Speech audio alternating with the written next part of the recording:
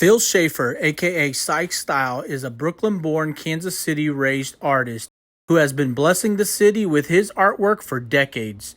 Combining the sights and sounds of his lived experience into a business, Sike Style Industries has continued to evolve. Kansas City is now well familiar with the Chiefs mural at Westport Ale House and Tomstown, and you might remember the raised royal mural in front of Boulevard Brewing. Psych is not just a muralist. His talent has him producing artwork inside and outside our home team stadiums, custom commissions for local and international businesses like Ruby Jean's Juicery, Community America Credit Union, the NFL, and Oakley Eyewear. We cannot wait for you to get to know this artist and talented individual. Before we forget, shout out Holly. This is Enterrupt KC.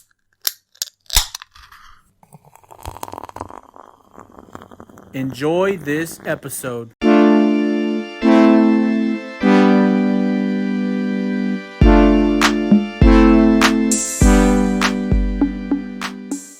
Welcome back to Enterrupt KC. This is the podcast dedicated to people, places, and things right here in Kansas City. I'm your man D-Rod. This is JL. We got Nick behind the scenes checking everything out, man. Shout out Nick, man. Shout out Nick, man. Yo, D-Rod, man. What's this happening? has been a hot, rainy week here in Kansas City. Yeah. I don't know, man. Like, the weather's changing, but I hate the rain, man. I don't know about you. And it sucks when it doesn't rain for a long time, but then it starts raining. You're like, damn, when is it gonna stop? Yeah.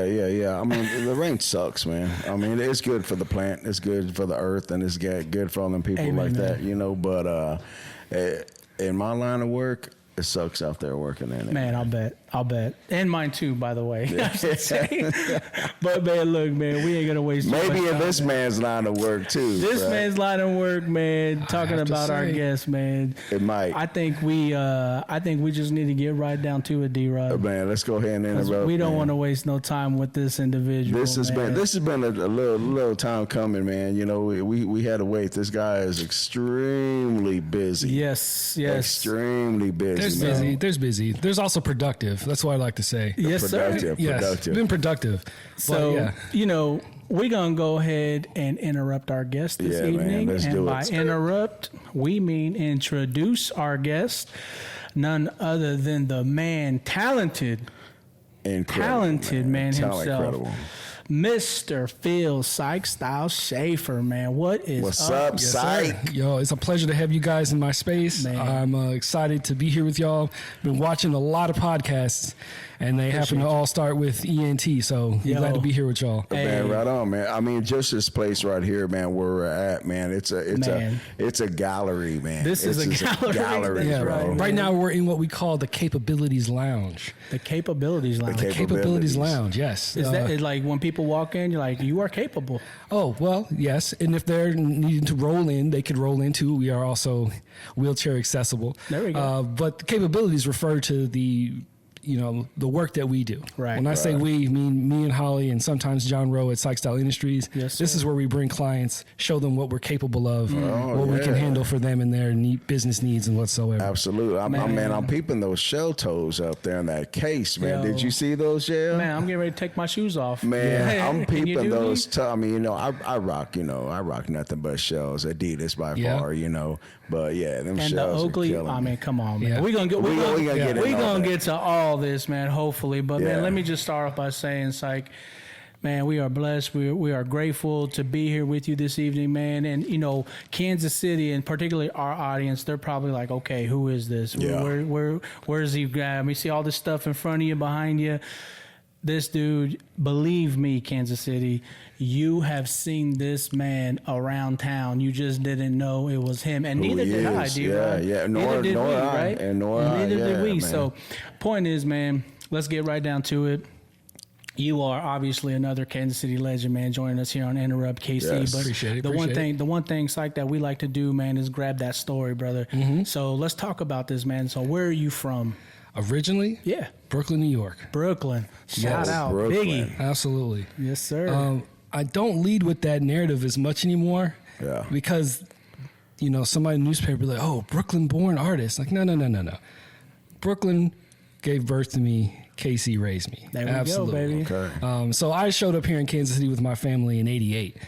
Okay. And so that's been, a fun story to get your foundation of what art is and how life moves at a very fast pace in New York City for 10 years. Oh, yeah, for sure. And then as a, young kid, I come here and move to Grandview, basically. Okay. So you got, heart of Brooklyn, straight to Grandview. That's quite a culture shock. That's a big change, Psych. That's a big change. Absolutely, And I had family here, and that's why I'm here. So my grandparents settled here due to my grandfather being in the Air Force. And so he was stationed at Richards Gebaur back in the day. And so, but my mother and my uncles, they went to school here. My mother graduated from Southeast, so did my uncles. Shout out. So, we definitely have a lineage here, KC. Not as old as some families, but since the 70s. How old were you when you came here back then? I remember having my 10th birthday here. Oh, okay. Yeah. Right. So you're young, man. You're young. And I used to come to Kansas City on summer vacation. Okay. So I don't have it anymore, but I had my Sedalia State,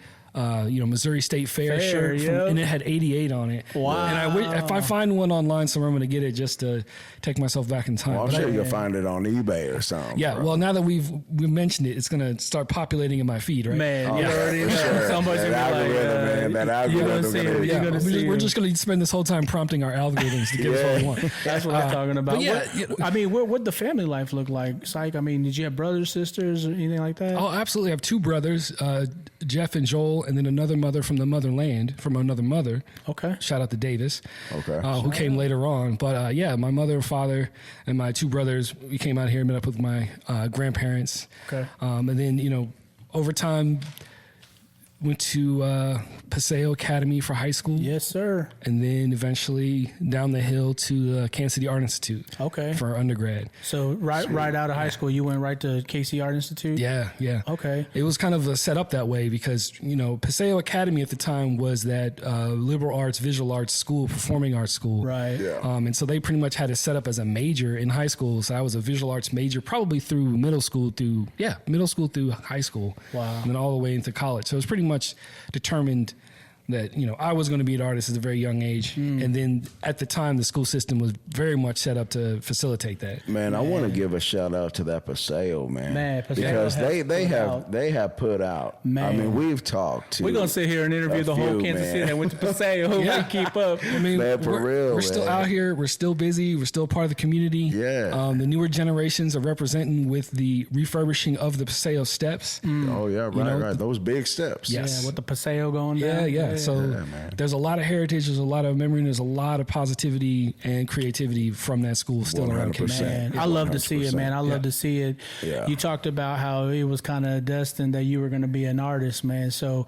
let's go back to those early moments, brother. We're like, what did that look like, Psych? I mean, were you drawing, sketching? What did it look like? Oh, absolutely. I think every young artist at some time gets in trouble for writing on the margins of their notebook. Teacher sends home a note. Philip's not paying attention. Yeah. Writing his name too much. Yeah. Exactly. But what we've learned over the years is that when you make marks while someone is listening, it's a way of tuning in. Yeah. And so you think I'm being distracted, but even right now as we're having this conversation, I have a book in front of me and I'm like, all right, let me take some notes. Let me write a little thing. It helps some people focus and align their thoughts with, their creative, mind that's constantly moving. Right. For sure. And so I remember totally drawing on any kind of scrap of paper that I could get on the inside of boxes and things like that. Yeah. And then I used to ride the train from Central Brooklyn with my mother when she was in nursing school. And we were head up to Harlem, which is about maybe a 2-hour train ride, maybe less. Yeah. And so I would be drawing under her desk while she was in class. Wow. And then I would go to daycare up there. We would take the train all the way back down. So if you can imagine what Brooklyn looked like in the 80s. Man. Yeah. We've heard rap songs about it. Exactly. Well, there's some more videos too. Man. There's some videos, lots of videos. But this is kind of what, is in the back of my mind as I'm growing up. I mean, it's a visual cacophony. It's an overload. Yeah. It's graffiti everywhere. It's, sounds of the streets. And, man, that's definitely what is the background of all of who I am today is that Brooklyn mentality here at a KC laid back kind of style. Man, I ask a lot of people this, from their childhood memory, and I think part of it is because of even myself, right? Like I toured around a little bit. Do you have any of that old stuff you did? Oh, like from a very young gun? Yeah. My mother has saved some of it, and I had the fortunate to have a laminator when I was younger. Oh, okay. And so I've got something in the other room that was laminated from middle school. Wow. And I do have folders full of this stuff because I was always drawing. Always yeah. sketching. I mean, there was an era where it was all like Boys in the Hood style stuff, all kind of lowriders. Yeah. There was an era when it was like animals and more characters. Yeah. Thank you, Holly. I was also obsessed with Commander Mark and Secret Cities. Wow. I don't know if y'all remember those. Now, you drew this when you were still in New York. When you were young? No, this is probably like, middle school.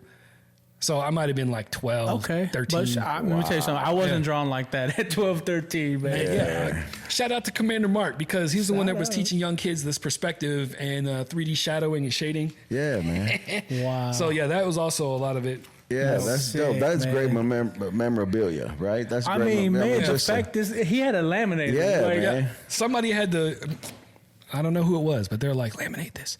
Yeah. And it was done. But yeah, so the early days of New York, it's mainly just kind of the essence of seeing big murals inside of handball courts and on the side of schools, and being able to just kind of walk to the, corner store by yourself at 7 years old and go get, butter rolls and bring them back.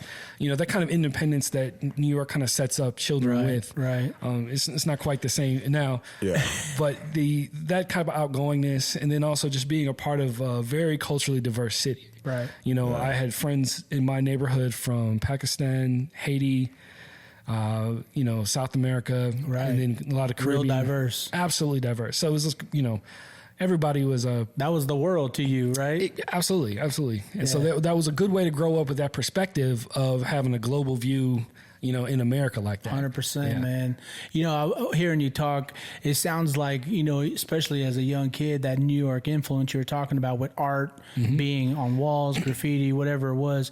Then you come to Kansas City, and we didn't have that so much in the early 80s. Like, You know what you had, though? Air conditioning. Yeah. you know why? Because it was hot as hell. Green. I didn't have I had a park across the street when I grew up, but the idea of having a front lawn was weird to me. Like people mowing their own grass. What is You guys had trees? Like, what is stoops, this right? tall thing in my guys yard? had- Like you we guys didn't are- go to Kmart unless we went out to Jersey. So like big box stores weren't a thing until I got here. And so like air conditioning and cable TV, like the cable that you would just kind of go, brrr, Yeah, the box. the box. Yeah. I used to play with that in my, drive my grandfather 1 to crazy. with 60 or 0 to 60 or something like that. Yeah. Man, I remember that. So art, man, has clearly been a thing for you, man, since you were young. I mean, the proof in the pudding there with that laminated piece of art. I mean, were people telling you, and it looks like they were at a very young age, man, like you need to be an artist when you get older, or Keep was that on something that followed you up. were automatically like, I'm going to do this anyway? I think I was going to do this anyway, but I also feel like the most important two people were my parents to nurture this. Yeah. Parents and grandparents. And so you can imagine every Christmas, every Easter, every time there was gifts giving, birthday, I was getting sketchbooks, Man. color pencils, Really? markers. Yeah. And it was great because I was into, other things like science and, kind of city things and sports. But I always came back to illustrating and drawing, and then eventually photography when I got to high school. Right. And so the support system has always been there for me, which has been great because I never thought that, what I'm going to do is kind of an odd career or this won't be accepted. I'll never be able to make any money. It was just kind of what I was always going to do and figure it out. And I'm still figuring it out to this day. Yeah. I was going to say, man, like artist, man, you're always evolving, right? Oh, absolutely. Always evolving, yeah. So you went to Paseo, but then you went to KC Art Institute. Yeah. I read that you actually studied photography. Is that correct? Right. So I wasn't a mural major or a painting major in college. I was a photo major. And so it was technically called photo new media. It's what's still called now. And it just allows you to explore image making through lenses of all types. And so in that same group of students, there are cats doing animations on early Quadra 950 Max. They would set something to render, go away, for like 3 days, come back, hit a mouse key. Yeah, it took 3 days to render, I'm sure. Yeah. You know, I was more in the immediate stuff where I was doing a lot of documenting of like the scene of my friends, a lot of house parties, a lot of, you know, music video things. I was really tied to the music scene in that time and thought that my artwork would be really tied to that, whether it would be album covers or doing music videos or documenting that kind of style for a magazine. Right. And so a lot of the work in my college days was kind of documenting urban life, but also coming up with different ways to, what would this wacky album cover look like? Or what would this, you know, photo shoot look like on a vinyl insert? Right. So is that mainly just photography or videography too? So photography, yes, and then videography on the side. I'm still getting some of those early videos digitized, kind of as we speak. But yeah, I filmed a lot of like little low budget music videos with my friends. Turned them in. Yeah, I made one documentary about street art, which was probably in '98. Wow. Where me and my guy Pete went out wheat pasting all over downtown, midtown.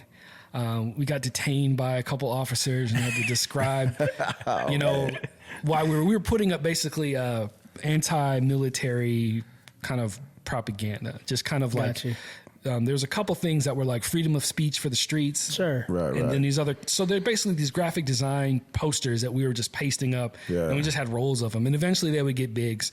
You know, some of them said, "Who is like the beast," which is a quote from Revelations in the Bible. Oh, yeah. And we were into this book, which I don't even like.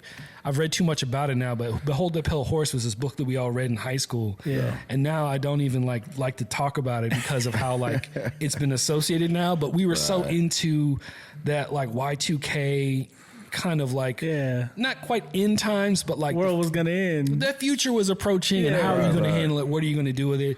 And that idea of, you know, being prepared. Well, there's still a lot of people like that, man. It hasn't gone anywhere. Yeah. But I just remember that that's kind of what the art was at that time that I was making, was much about like, hey, who was like the beast, you know, basically who without sin cast the first stone, things like these kind of messages, provocative messages to people. Yeah. We had this big sticker that we put up, it was from a Ghostface line. Yeah, start the revolution. Middle finger in the air for style prostitution. You know, these things we just got up and just went nuts putting them up. But for that class that I did was a printmaking elective. So I silk screened a ton of these like 3 or 4 color stickers. Okay. We went out, we put them up, we put up those posters, and I did a little video of me running around. This was like with a VHS-C camera. Oh, for sure. Yeah. And so I'm running around doing all that, and then come back to class and present this presentation of this is what happened last week. And that was the only A I got in my entire 4 years at the Art Institute. No way. Yeah, which was very telling. So the one time I choose to do psych stuff, I got an A versus, you know, doing all these other stuff versions that they wanted to do, right? Yeah, or just, you know, trying out portrait photography or trying out other things like that. You know, I definitely experimented with all the things I put out there. But it's interesting that doing the psych stuff was the only A I got in college. Man. 4 years. Sweet, man. I have seen, man, on your social media, you do this thing with photos where you've went out in the, I'm assuming 90s maybe, and you took photos at some corner of Kansas City. Oh, yeah. And you kind of do like this before and after thing. Yeah, man. I think I had to enter the zone when I was old enough to do that. And then I also dug up my archive. Yeah. And so now that we're in 2024, I realized, oh man, 2004, I was out doing a lot of different things. You know, I had different sponsorships. I was very active at Recycled Sounds, where I was a hip hop buyer for a long time. So shout out to that crew and to Ann, who's the owner, and Kurt too. And I realized that I had this just archive of photos from my own explorations. Yeah. And then seeing how much the city changes every 5 years, thinking, oh man, like 20 years, what did this look like? Man. And so I just thought it would be great to every once in a while pull out one of these old photos and let's go back and do it. I'm waiting for them to finish the intersection of Westport and Maine. Okay. Oh, yeah. That apartment complex that's being built where the old drugstore Oscar is. Yeah. So I've got photos from that intersection that I need to bring out and do that exact same thing with. Okay. That'll be dope, Which I think will be fun. And then there's other ones from around town, but the building is just not there anymore. Yeah. Where it's just like So yeah, that's a series that I'm hoping to keep up with. So thanks for reminding me. No, man, I love that's it. Great. Yeah, man, that's great. I love it because I see photos of like, there's like different pages now for Kansas City, right? Like 1930s Kansas City, 1940s, and it's a black and white of what downtown looked like at the time. And I'm like, man, why did we knock that building down? Parking For sure, right? But I mean, man, some nice, beautiful buildings existed, right? And they're no longer there. So love the documentation you did, man. Yeah, even that's awesome, man. Even back then. I think I was taking those pictures for reference for designs. Like, I'm going to need an urban landscape for the background of this photo collage I'm doing. Yeah. Or I'm going to need some real grimy alleyway scenes for this, for this shooting that I want to do. So a lot of it's just pictures of weird dumpsters, cars, and kind of tags around town. So how did you transition? Like, okay, because now, you do murals, you do these cans, you're doing printed like art. You know what I mean? Yeah. Talk about that transition, man. How did you go from photography, videography to I'm going to draw stuff now?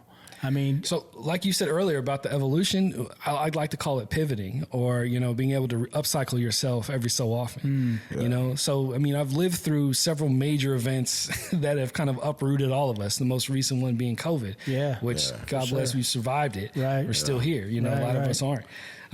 Before that, the financial crash of 2008, I lost like 2/3 of my 401k at that point. Man. Then before that, here we are thinking that the world was going to end with a click of a mouse. Right. The end of December 1999. Was it? Or the propaganda being spread by Psych downtown. But also just like the amount of craziness that we felt after 9/11. I'm not even going to go back to think how sad we were after the Challenger exploded. But the idea that I think I had was that I'm always going to be an artist and I'm always going to be creative. Now, sometimes I didn't see that all the time. And I kind of like went down some other paths where it's like, this isn't the right one. Right. But just that maintaining the creative mindset that, you're an artist and you could do whatever, you set your mind to. Yeah, and for sure. That's been the background of my new approach to this. For sure. So on that level, it made you change your styles, right, in different ways and different things for the most part? Or I mean, adapting with styles is the whole Sike Style thing, because I consider myself now to be, yes, a fine artist myself, but I also run a design business. And so I operate similar to how a design studio or like a commercial design graphic studio would operate. Right. And so, yes, I abide by certain trends often, or I'm looking at marketing tools from the brands that I'm collaborating with to give them a Sike Style edge. For sure. We've been fortunate enough to do kind of like our thing within those boundaries. But yeah, we do think about it as like, these are clients that we're trying to, make happy and get their messaging across. But yeah, it's been quite a journey from just doing the street art style all the way to this. But what's funny is that even the corporate clients, they want that raw street look. Man. They're like, can we do a campaign where we like wheat paste all over town? And I was like, well, that's illegal, right? Well, can you only put it on the business partners of our selected vendors' properties?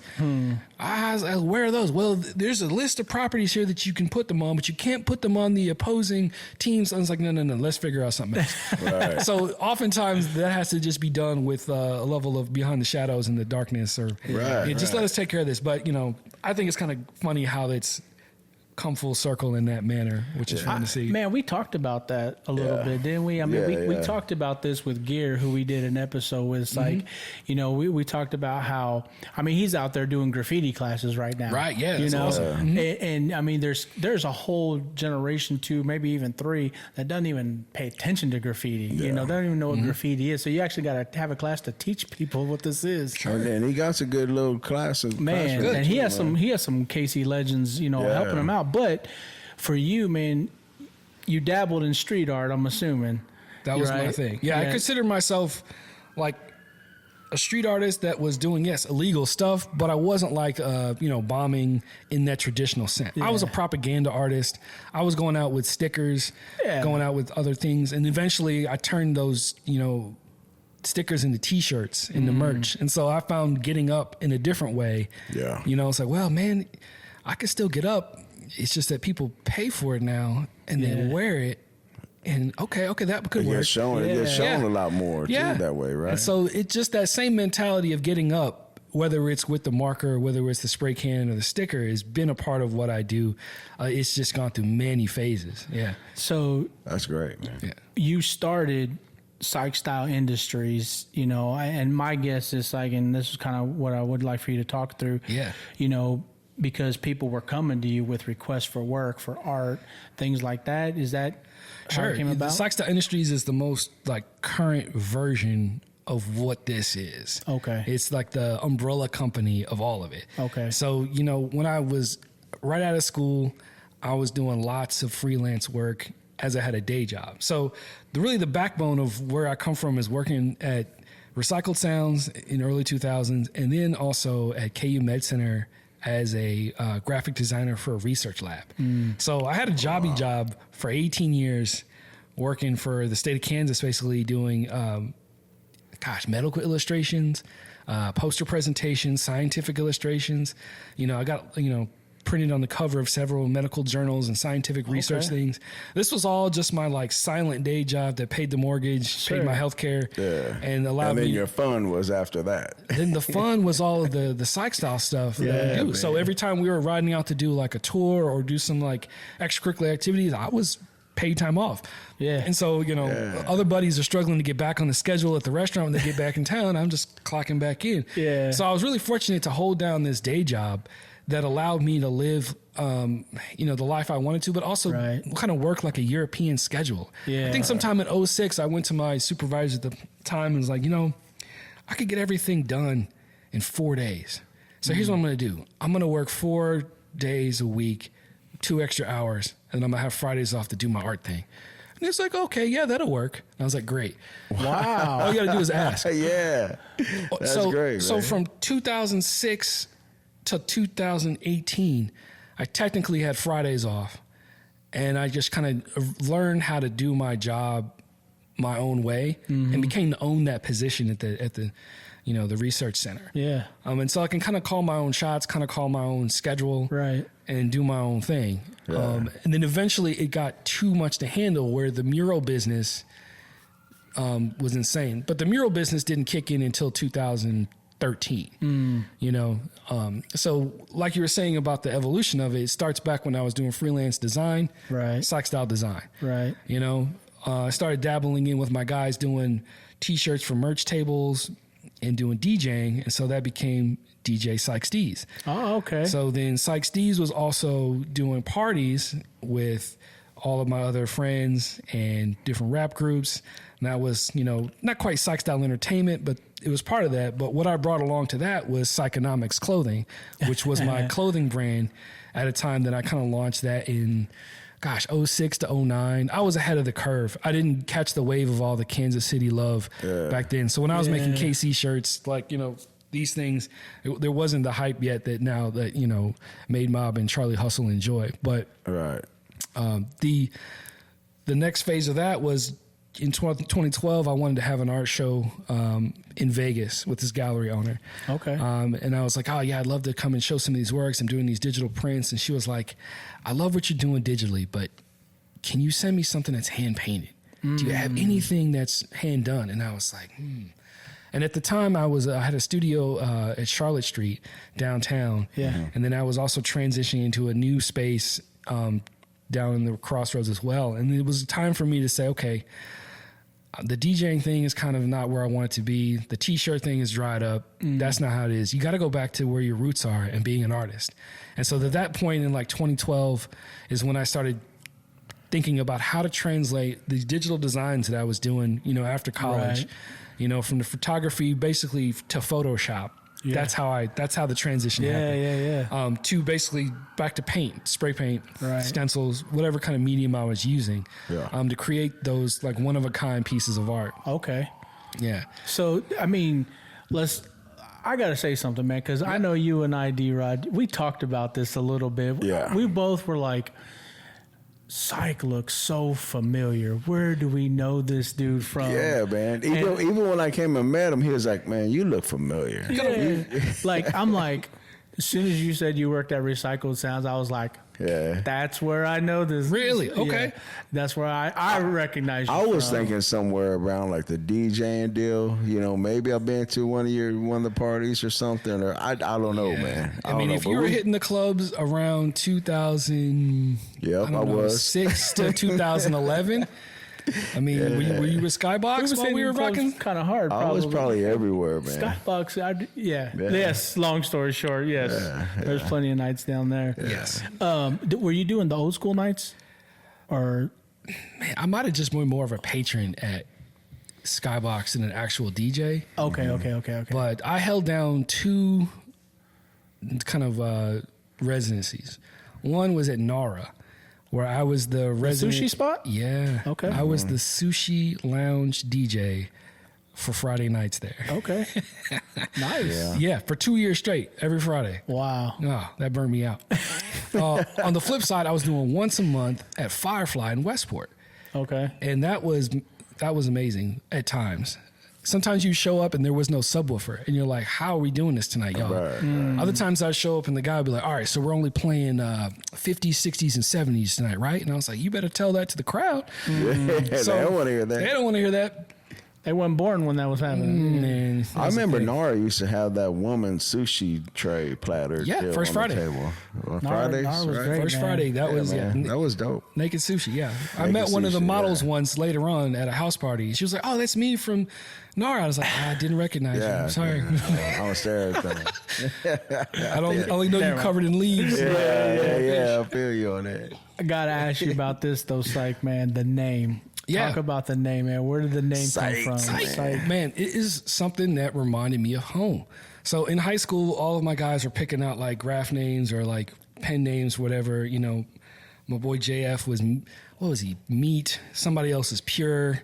Everybody picked this like nice little nifty 4-letter name. And I was like, man, I'm going to be Psych. I think that sounds great. I like to joke around. Yeah. It definitely reminds me of what we used to say back in New York and Brooklyn. Right. And so, yeah, that's where it came from. And it's probably something I came up with maybe sophomore year, junior year in high school.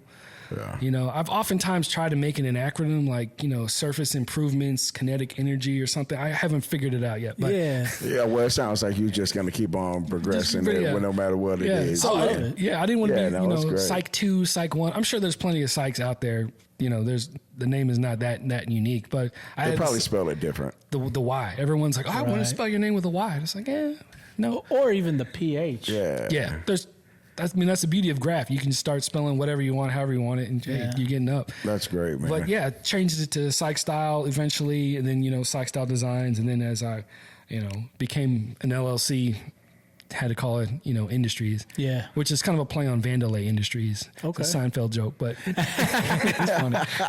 So you started at this young age, man. Mm-hmm. How long has this Sike Style Industries been in business?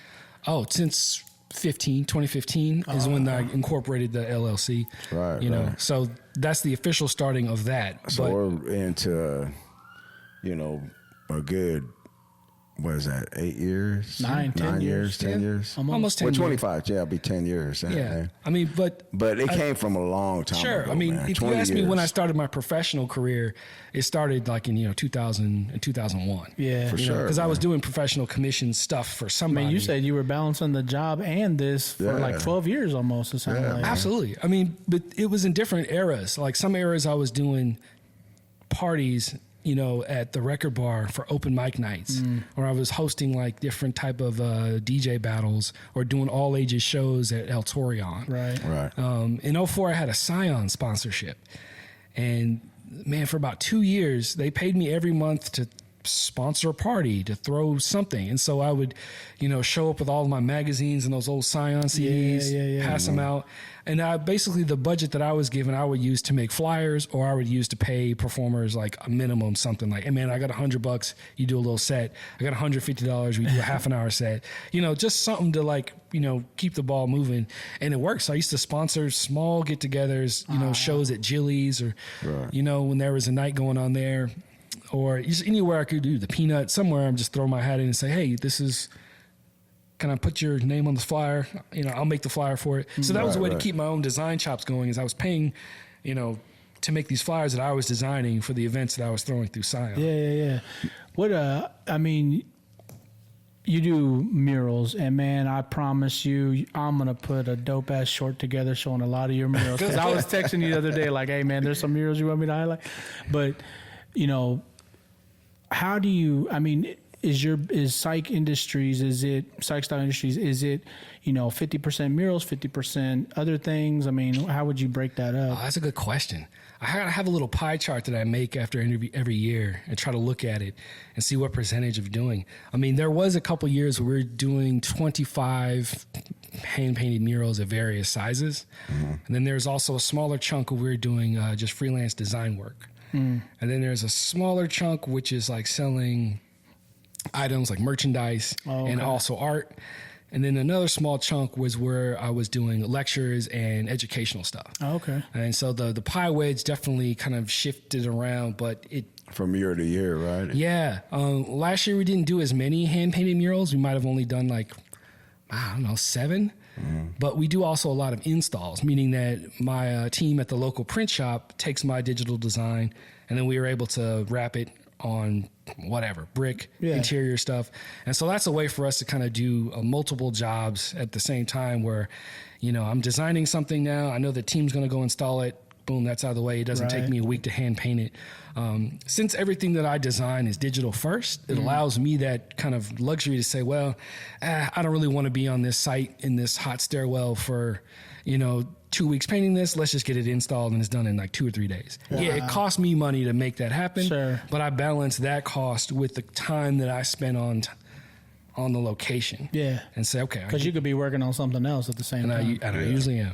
Yeah. And so the hand-painted murals are definitely the ones we go after, if we can, and big, surfaces are great to use, but we don't always get a ton of those, and we're really selective about what we're going after too. Right. So we don't bid on everything. We don't, choose to apply for all the stuff. We just find what's kind of in our wheelhouse, or we just wait for the same return clients to be like, all right, here's what's next. I've seen that. I think one of your earliest murals, man, and correct me if I'm wrong, but I think one of them was the one down there on Southwest Boulevard that you did with when the Royals were winning. Oh, right? Yeah, that was 2017. Yeah, man. Yeah. Was that 17? I thought it was probably before that. It just looked like it was 50 years old after the train shook it off. Well, now is that the one, I think, because I remember seeing this on the news, where, was that your grandpa in the wheelchair? Yeah.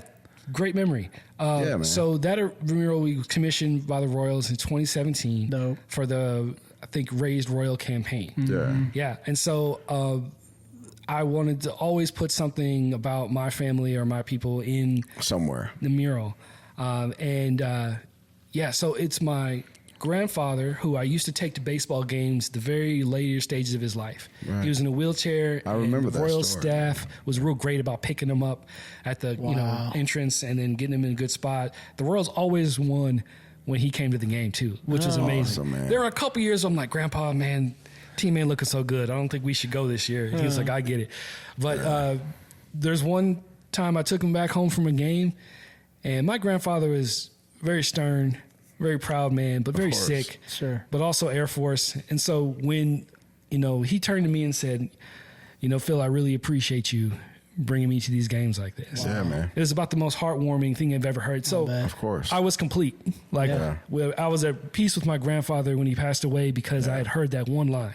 So simple, but it was based on that time we spent going to the cave. And then my uncle passed away not too long after my grandfather did. And so then the other guy with his fist raised is my uncle. That's your uncle. My Uncle Keith. Yeah. I remember. Yes. I remember when awesome. You painted that, and I remember seeing you on TV on the news. I think you're talking about it. Yeah, and it's crazy that that's a great way to memorialize two people who impacted you in your life. So, funny story. Fast forward 2024. Or 2000, was it? Yeah, it's earlier this year. So that mural was falling off the wall. I mean, do you remember the old train mural that was on there before? Oh, yeah. Now, that was a great mural, but it had definitely crumbled off the wall. And like this, same thing was going to happen to it. So it was repainted by the Carpenter Collective, and they did a design. But then the creative director said, hey, I heard that you had dedicated these two parts to your grandparents. Would you like to dedicate something in this stadium to your grandparents? No way. Yeah. So thank you, Caitlin. That's awesome, bro. So if you're out at the K and you go to the right field side, down the first baseline, the very last pillar with all the KC Connect artwork, you'll see two initials of my grandfather and my uncle. Wow. Yeah. What's those initials, man? So it was Curtis Holland and Keith Martin Holland, KMH. And then it has their years in the design. Awesome. Down there, first base. First baseline, yeah. First base, so later next month, I'm finally taking my grandmother to a game. She hasn't seen him yet. Oh, wow. So, yeah. She probably won't listen to this, so it's okay. Now, that's even a greater tribute, man. Yeah. So grandmother doesn't know that they're there yet. Yeah. And so I got family day at the K with my folks, and we're gonna go see that. Yeah. So I'm really proud that that's been able to happen. So with the pillars, me and the team, we designed 30 pillars on the concourse of the K. Mm-hmm. Yeah. And so it starts at the very end of the Diamond Club with a tribute to Buck O'Neill on one side, Jackie Robinson on the other side, and then they go down and tell kind of the history of Royals in different graphic elements. You know, Right. those old 80s and 90s logos that were big and fun. Right. The players from back in the day that were, basically we gave them their opportunity to go to the Yankees and be good. But then sometimes they came back. You're not wrong. Yeah. But yeah, there's dedication to the people that are retired in the Royals Hall of Fame, and then also, our World Series runs and playoff runs. On those pillars, Yeah. well, those I've seen those, and those are dope, man. Those pillars are bad. I was sitting there. And I've been to 2 games so far this year, and both times I'm sitting there taking video of the pillars and the photos. Cool. Because I'll be honest with you, and not to sidetrack, because I want to hear the rest of your story. But I was like, okay, where's Sike's name at? Because you didn't put your name on every pillar. Not on every pillar. But I found one finally, and I showed it to Nick because he was with me. I said, I found a pillar, and it's actually one of the last columns on the first base side. It says Psych toward the bottom. So I have video of it, actually. There's 2 locations, I believe. It's probably the one that you're thinking of that has my grandpa and Probably uncle's is name. now. And then there's on the other 2 sides of it, too. Yeah. So each one of those pillars is hand painted with everything on there? Or all of those were they are wrapped? painstakingly designed in Illustrator and then wrapped by a separate company. Oh, wow. Yeah. So What's that process, man? It's just crazy. Yeah, Crazy, I man. mean that's not something you generate in 2 weeks. I mean, you had. How about 2 years? I was gonna say you had to have known about that for some time. Yeah. So a lot of what I do is I'm like a walking non-disclosure agreement. So a lot of what I'm working on, I can't really share it because there's stuff happening behind the scenes that of course, either will make or break it, Right. And so there's times where I thought those pillars weren't going to happen. I mean, we were maybe not having a stadium for a while, who knows? Right. And so the process is, working directly with the creative director, the Royals. Yeah. Then getting some input from other folks on the team staff to say, oh, you got to have this guy with this dude. Right. We want to have all the pictures here. And so we get this kind of feedback and we're like, all right, you give us the photos. We're going to build the graphics that go over in this. And so then we're allowed to kind of get loose with the ideas when it comes to more the fun things like the hot dog races or the different things like the helmet nachos. We get all fun and funky with it. Right. But then just building that framework for all of those images and all of those accolades that the players have earned. It was a real honor to do it. And my favorite ones are definitely doing the Buck O'Neill one and the knee release one. Because those have that deep maroon or that deep navy with the red on it. And then it kind of goes out. And if you look down the concourse, they fade from navy blue, royal blue to powder blue. Yeah. And that's very intentional to see that color shift all the way down the stadium there. It's incredible, man. It is. And you know what that is, man. D-Rod? That's a salute. That's a salute, That's a man. salute, Salute man. to you, Psych, Salute, man. man. Appreciate you, man. Oh, Thank you for yeah, for everything sure, you do man, to for the sure. city, man. Anybody who goes out to them games and you guys are mesmerized by them pillars, man. Just know that they're created by this man here, man. And I have to say, man, so I'm sitting there, right? And first of all, the 2 games I went to were cold as shit. And I'm like, God, why did I come to these games? You went to the April games? Yeah. And so, and probably the last cold day in well, I guess beginning of May. Anyway, point is, I'm sitting there, stadium's packed, right? And people are just staring at the columns. Like, Oh, yeah. I mean, they're just like, looking reading, taking photos, taking videos, and I'm sitting there, D-Rod, and I'm like, we're gonna interview the person who did these designs, it's a small town, man. You know, a small town. It was kind of cool, man. To be honest, man, incredible work. No, it's a great opportunity to be able to work with your hometown teams, man. You know, and it's a blessing to be able to contribute something that the city gets to enjoy. You know, if they come out to a game, and that's the third part. That's the third piece that we've done in the K. So the first one was done in 2014 to celebrate the championship run. And this was dedicated to the staff for being such hardworking, like, we almost won this World Series. And so that's in the loading docks underneath the stadium. So you don't see that unless you got clearance or you work for Armark and you're loading hot dogs and trays. So that mural is in the basement there. Of course, come back beginning of the season in 2016, we changed the logo out to the World Championship logo. Yeah. So that was awesome.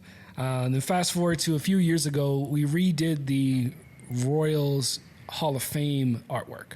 So if you see that mural that's on the Royals Hall of Fame way out in left field, that is our two pieces on both sides too. Yeah. Well, let's talk about. I wanted to bring sense. We're talking in this era time. Yeah. And in 2017, you got the what was that? The KC Urban Hero Award, man. Yep. And let's talk about that, man. How'd you get that? What's that about? The Downtown Council of Kansas City hands out an Urban Hero Award every year. They hand out 4 of them.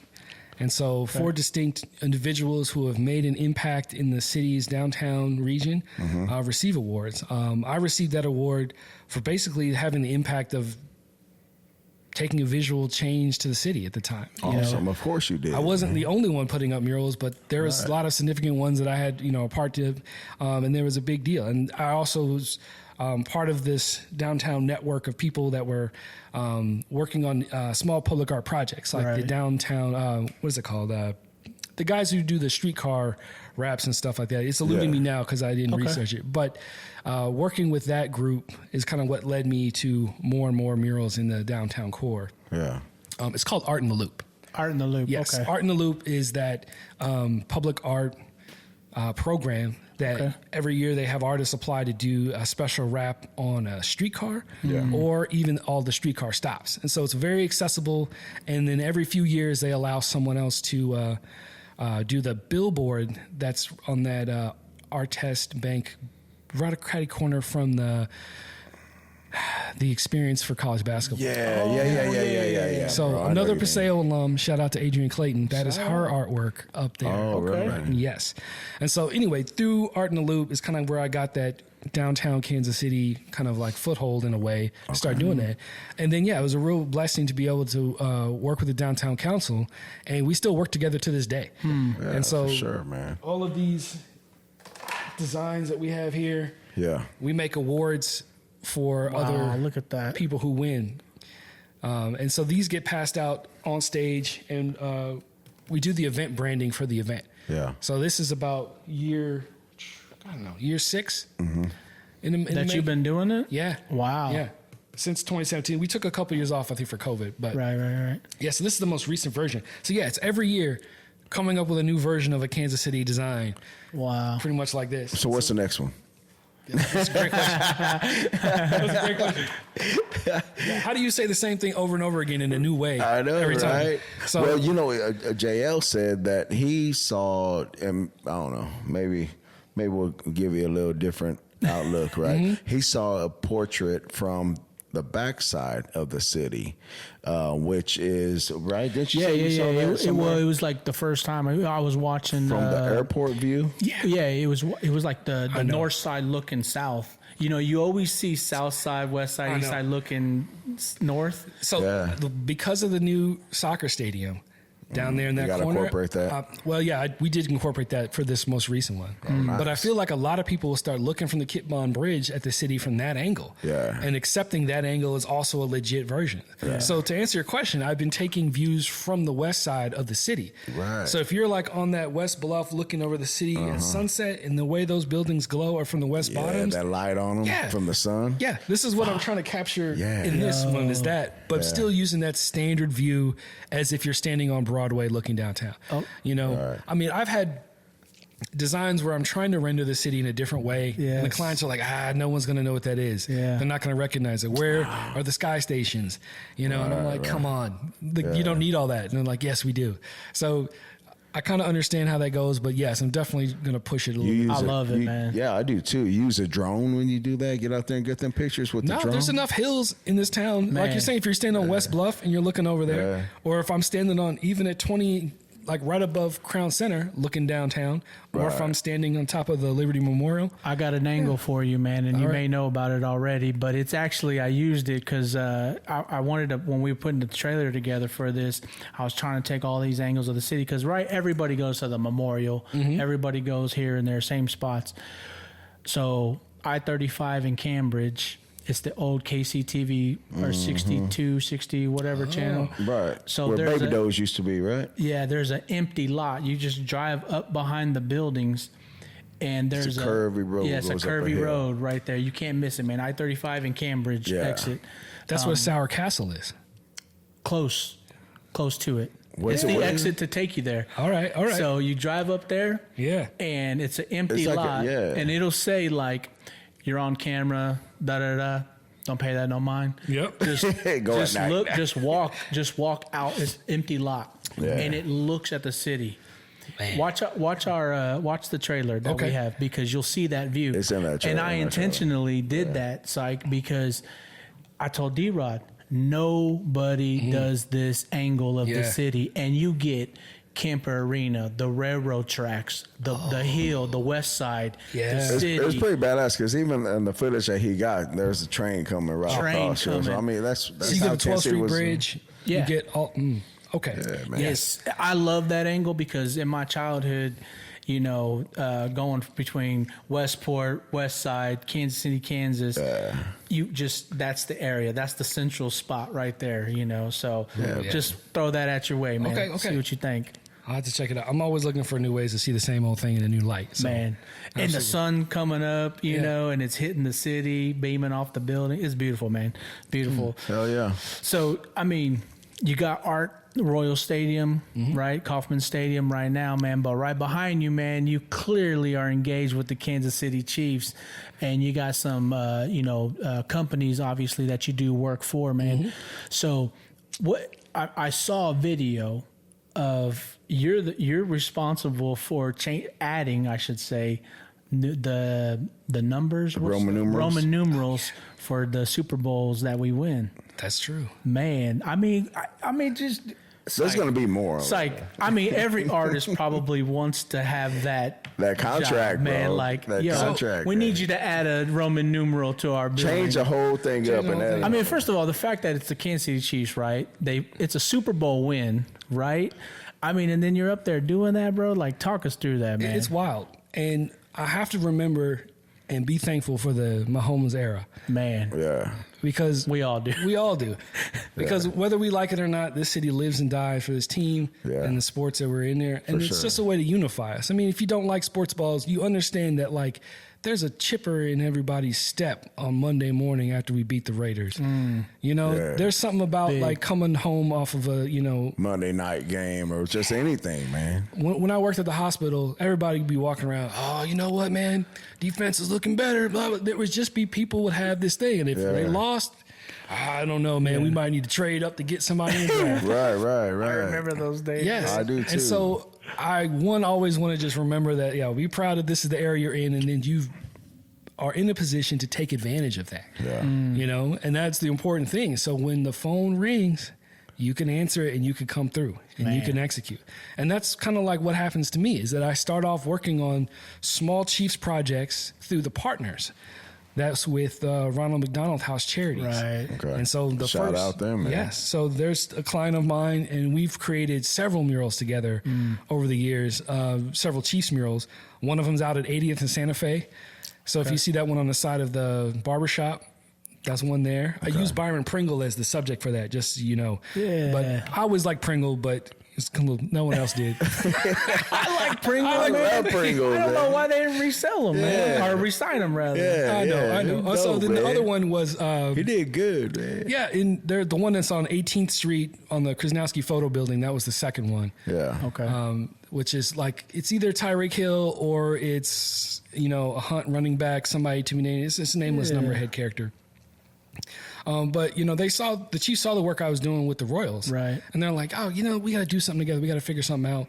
And eventually, we did one small project, two small projects. Excuse me. You're fine. And then it just kind of led to this cascade of really just dope opportunities and Right. dope executions. And so, with that coming together, the first big mural was sponsored by another Chiefs partner, which is Community America Credit Union, Community America, who is another really cool partner of mine, and that is the Ale House mural. So that mural was painted before we won the Super Bowl 54. Yeah. And that's what was funny is that when I finished that painting in the summertime, right before the season started, I had no idea what was to come.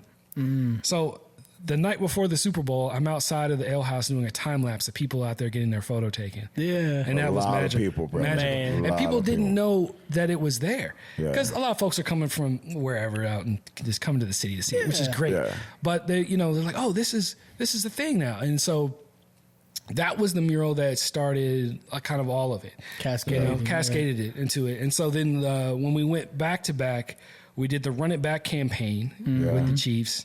And then the building, so the Tomstown is another partner. They're the official something of the Chiefs, whatever liquor spirits they have. And then that's the mural there where it's got Kelsey, Mahomes, Tyreek, and Matthew on it. And it says Chiefs Kingdom.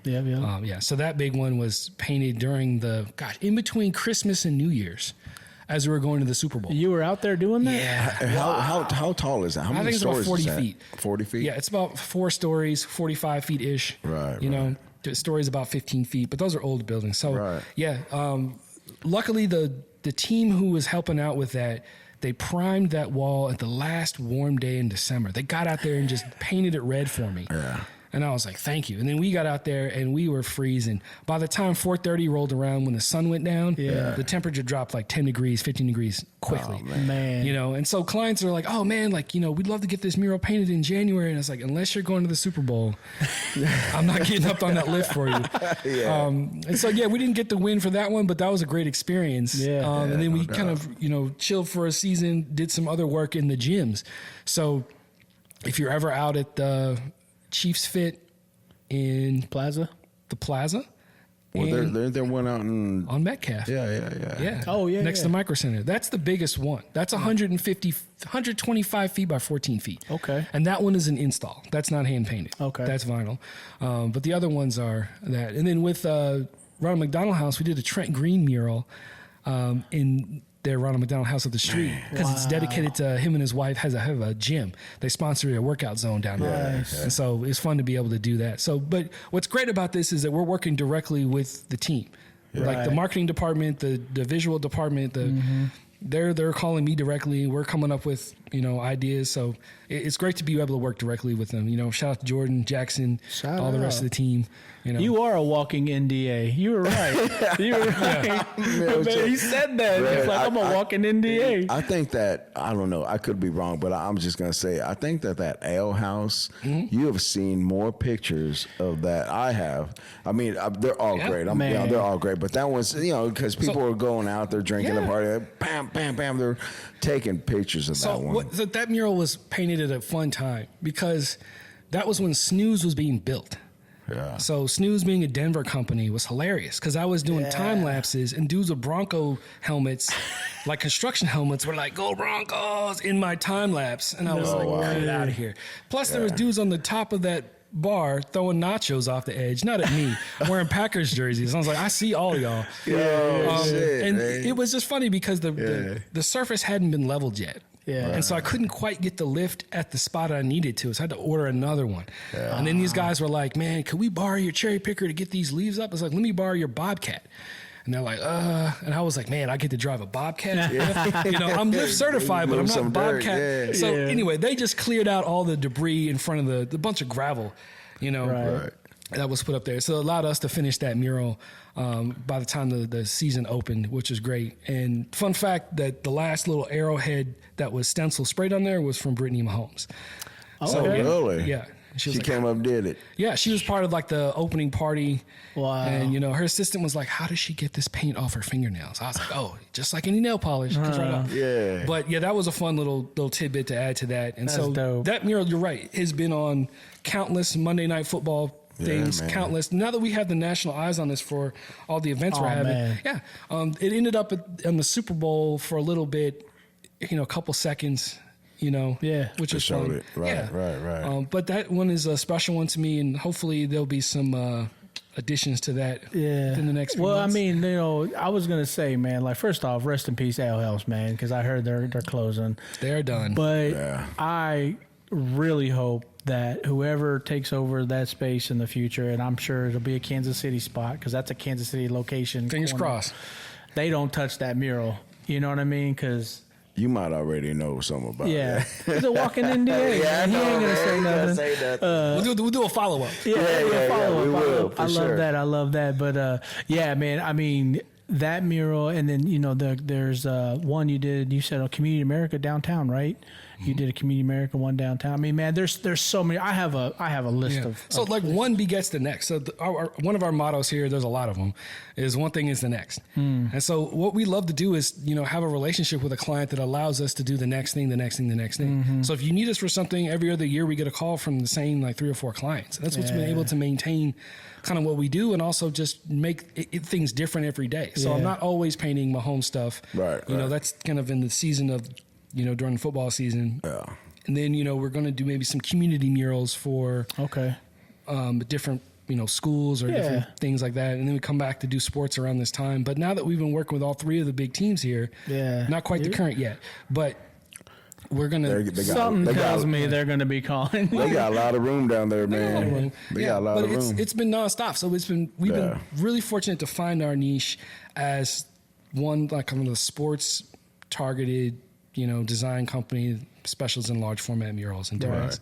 You know, one of the next things about Arrowhead that I saw about you too, JL, that he does the events custom gift helmets. Did you see that? Did you see that deal? I did. I saw the video. So those that don't know, right? Those that don't know, explain your Arrowhead custom gift helmets. So once you make a good impression on somebody, they will recommend you for everything, which is great. And so we were recommended by the facilities team or some other folks in the staff to be like, well, did you know about these guys? And I'm like, yeah, we know these guys. You know, and so for every event that was happening, a concert event at the Arrowhead last year, we made a custom helmet. And so that was... Some of those are pretty wild. Some of them were crazy. Yeah. And really, I couldn't have done them without the team. So Holly is the one who made probably the most badass one. Yeah. Which I don't have that can up here, which is the Beyonce one. Yeah, okay. So the list goes... Shout out to Holly Hayden. Holly, man. Yes. Weird. So it starts with Monster Jam.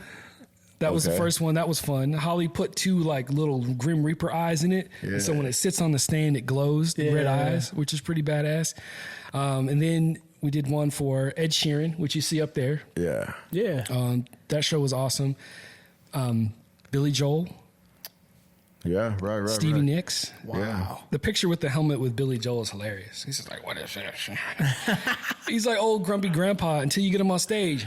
Yeah. They criticize his alter man. Tay-Tay, right? You got Tay-Tay on there? Us, and of course, Taylor Swift. That one hit the Swiftie, like, I don't know, Instagram Reels late. And then people started reposting it like crazy. Like, this helmet's there. This was Photoshop. This is AI. And it's like, no, we made that helmet. Yeah. This is there. Like, you used the wrong album cover for this, and that was the... Okay. Right. Sorry, I am a new Swiftie of whatever that is, but whatever. Don't hate me for that. We tried to do our best. But yeah, it was fun because we couldn't go anywhere near the stadium. Yeah. When we made that helmet, we had to drop it off and be like, bye. And then luckily the Arrowhead team was able to get good photos of it during the show. Now, do they return it back to you? So these are gifts for the performing artists. Oh, okay. Which is amazing. So the Chiefs asks you to do this. Yes. So gotcha. Arrowhead team that whoever performs there does the events. Yeah. asked us to create a commemorative item. So they used to give them jerseys that just said their name on the back. Right. They're like, well, what if we went up it? How about a custom helmet? And so we kind of have this design back and forth. We're like, if we do this helmet for, say, I don't know, Beyonce, it's got to be 100% rhinestones. Yeah, have you seen that one? No, I Jay? haven't. I'm interested now. I'll send you a photo to add to Man, the clip. that one was dope, man. It went with that whole theme, her Renaissance tour, Renaissance right? thing, tour was badass. That show was amazing. That's probably one of my top 10 shows of all time seen. Okay. But the helmet was amazing. It had a veil made of the rhinestones. Some of them have the Oakley shield in them for that, hardcore look. I think it looks badass. But she had the special veil made for that one. What was Luke Combs's? You did one for Luke Combs. Luke Combs had the mossy oak camo. Oh, okay. And so I told him, it's like, yo, there's one thing that hip hop and country dudes know is camo. We're gonna see eye to eye on this. And so when the staff of the Arrowhead was like, man, you were right, Psych. All these dudes out here rocking camo standing on the stage. I was like, man, this is the thing. Yeah. Plus, Luke Combs and his wife, they have a clothing brand, and it definitely has mossy oak in it. So we do a lot of research when it comes to these kind of designs to know what's going to fit in with what we're given. So it doesn't just completely come out of left field. So for the one for Stevie Nicks, she has this kind of golden moon that we attach to the center of the helmet, which is a part of her brand. Did you do one for George Strait and Keir Stapleton? No. No? Okay. That might have been they were at their Arrowhead too? They were there last year. No. So it was last year, but no, they weren't on our list. Okay, 2 years ago? Yeah. My bad. That's okay. But there's a lot of them coming and going. The most recent one was for, I just call it the Messy Bowl. Yeah. Messy versus Sporting, which was pretty badass. And So you made one for Messi? Yeah, we made one for Messi. Oh, man, Whether or not he got it, I don't know. Yeah. Right. But I think it goes to someone on the team staff, someone at Sporting staff has it. So there's 2 helmets. So sometimes there's only a few made. Like for the Sporting versus Miami, there's only 2 helmets that we make. And then, they go to wherever they go. And we don't see them ever again. So we get all the photos we want, and they go off to be in a warehouse somewhere. So who knows? It's some, thing somewhere. Yeah, we got to keep one for yourself every now and then. Able to keep one, yeah. They light up too. There's a LED switch in the side that allows them to light up. So when you have them on the stand, they glow. Which is fun. Yeah. Are these spray cans? I mean, they're used, I'm sure, right? I mean, you use these spray cans. Yeah, they're empty. Yeah. So you just keep them and you just put your designs on them. Yeah. Is that from each something that each one has a story? Each one of these cans is from a specific project that we've done some point in time, and this is a way to upcycle these basically trash items into a memorable piece for someone to come and get and own, or as a gift to a client. And so if we go right to left, this one is for an event we did with Charlotte Street for their kind of 80s themed event. That's why you have the Sega Psych on there. Yeah. And then we have the arcade booth that goes with that as well. Yeah.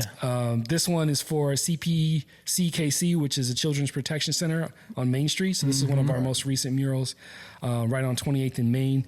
And that one's about 2 stories tall. It's a pretty big space. Yeah. And so this is the can that we would make and give to all the employees and all the stakeholders as a thank you gift. Like, we appreciate your business. Have a Psych can. Sometimes we sign the bottom. When I do Chiefs murals, I leave these cans in front of the mural. And so I go on Instagram and say, all right, new Chiefs can drop right now. And I've even had friends do that for me while I was out of town. Like, I can't be there for the can drop. Will you go drop these cans off in front of Tomstown? Wow. Yeah. Wow. And so I just want to kind of... And you just give them away to people? Oh, yeah. Nice. Because there's a lot of cans, man. I go through a lot, and I still have a lot. I got to do something with them. And so since these murals are paid for by the sponsors, I love just kind of upcycling these and giving them away. This is just something we made for ourselves for that. Metropolitan Community Colleges commissioned a Martin Luther King poster from me. And so I did a large piece of artwork that was part of their fundraiser for Martin Luther King Day. And this can commemorates that. In 2022, we collaborated with the, Hy-Vee and the Negro Leagues Museum to create a campaign honoring Buck O'Neill's induction to the Baseball Hall of Fame. Yeah. And so this included not just artwork that was auctioned off to win, but also merchandise that was sold at area Hy-Vees. Right. So you can go get a baseball raglan, shirt, a pin, and so this can commemorates that. Wow. And this can commemorates the mural in Jamaica. I was gonna hit, man. I'm so glad, man. It's Yeah. a good segue, man. Because D-Rod. Okay, so I'm looking at Psych's website. I'm like, man, look at all this great work. Like, I want to get to Oakley, this and that and all that. And I saw he has a map. Like, so how like you like search a restaurant and all of a sudden all these locations pop up. Of, all Mexican restaurant, for example. With the dots and the dots. Yeah. Well, this man has his website and it has dots where all his murals are. And all of a sudden I see one way down here and I'm like, maybe this is a mistake. I don't know. So I click on it and it says Kingston. mural in Jamaica. Yeah. Talk about that, man. Man, it all depends on who you know. Yeah. And you got to be ready to answer that phone call at any time. Yeah. So I have friends who are in undergrad, I have friends who teach at a college in Tennessee, Sewanee, University of the South. Okay. She calls me and says, man, we've got this mural project going on. We need a mentor, somebody to help kids work with our team. Could you help us? I was like, sure. What are you thinking? Well, it's in Kingston, Jamaica. What are you doing in a couple months? Can you come down and take a look at it? So I call Holly and I was like, hey, what are you doing after Thanksgiving? We just started dating. And she's like, I don't know. Let's go to Kingston for a while. Little did she know that you didn't tell her the reason why, right? Little did she know she would be roped into always vacationing with me as we're doing mural projects. Yeah. Like, I'd love to take you down to Jamaica You again. just brought me here so you can work. Man, it's not like that. We had some days off. But Right. that was a part of a bigger project that Sewanee does. And that's Dixon Myers. He is the liaison down to the Caribbean through the school. And so he would take trips with students every year, every other year to either Jamaica, Haiti, the DR, different spots, and do different missions. Okay. And this mission, there was an architect who was helping refurbish the Culture Yard, which is the historical landmark of where Bob Marley lived when he basically wrote the song No Woman, No Cry. When he sings about the Trenchtown rock and all that stuff. Right. This is the yard. Wow. This is the Culture Yard. This is a spot. And so it's a living, breathing museum. Wow. In which the mural that we painted helps the locals tell their stories. Mm-hmm. The world comes to this place. These people, they might not leave the block or the area. There's we don't go past this. I'm like forcing myself not to dip into patois right now. I'm not going to embarrass myself. Yeah. But, they have a very small... We can hear a little if you want. Go ahead. They have a very small footprint in which they might travel, but the world comes to them. Yeah. And so every time that a bus rolls up and tourists pop up, they they start it up, posts, and they come out and they give the tours, they talk to folks. It's just a great vibe. Wow. And the mural helps them tell the stories about in the 60s where the jobs were coming into the city, and you also have the time of independence. And so the city is now being commissioned and the old plantations are being taken over by the government. So this is the government yard at Trenchtown. Right. Not by a trench, by William Trench. So William Trench was the owner of the land that is Trenchtown. Okay. And the trench that is on Collie Smith Boulevard is a gully. Mm-hmm. It's the first thing we learned. Right? Wow. It's a gully, not a trench. Wow. So there's a lot of little neighborhoods around there. And this Trenchtown is the one on First Street is where this mural museum is. And so the mural is about, maybe 80 feet long, but it turns a corner. And we took 10 students from Sewanee down there. I'd never met them. And then first day on the scene, I was like, okay, everybody, you are all professional artists for this week. Don't let anybody tell you different because you're in charge of this. Because there's going to be a lot of people coming by, poking around, Wagwan, what is this, doing. So we had to set up precautions. Holly put up some caution tape. Yeah.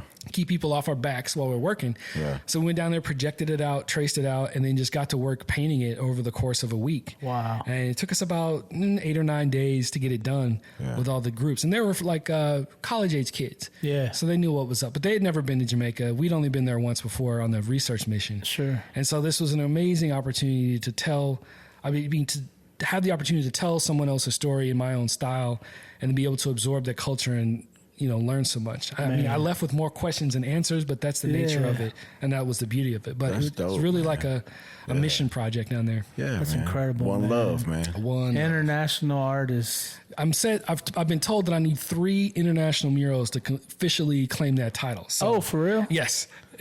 Well, what's the next one gonna be, man? Man, the next one got ruined by COVID, but yeah, out in Casablanca there is a school for positive hip hop. Yeah. Okay. Man, over the pandemic they were doing beatbox battles over Zoom. Oh, they do b-boying, they do rap battles, they do graph sessions, DJ sessions. I'm putting it out there that I'm still trying to get out to the Positive School of Hip Hop in Casablanca, do a little project with them. So that was the next one on the list, but it didn't happen. Damn. And then there's another one in Central Africa that still is in the works, but as they say in Jamaica, soon come.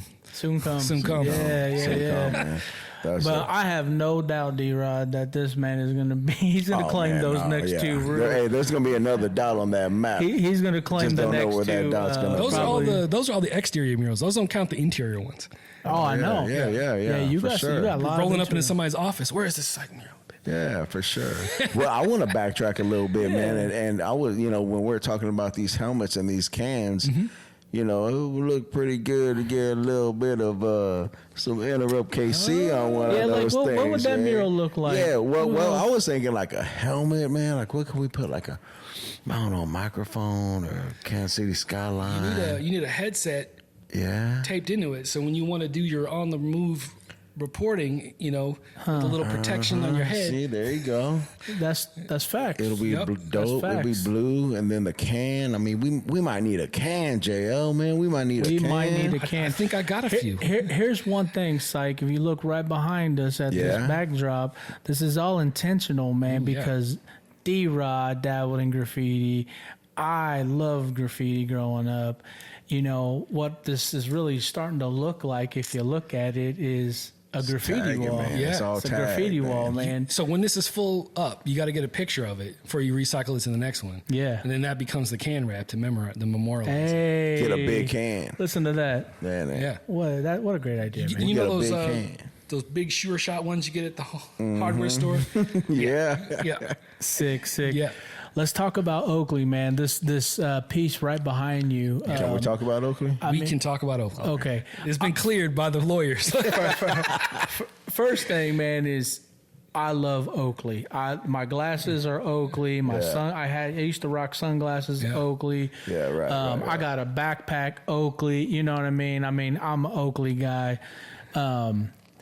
This is a brand, obviously, right? Absolutely. And so, talk about this, man. This behind you, if you don't mind. How did this come about? So behind me is one of the photo ops that we create for opening day at Arrowhead. And so, Oakley being the official on the field sponsor of the NFL with the eyewear that the shields.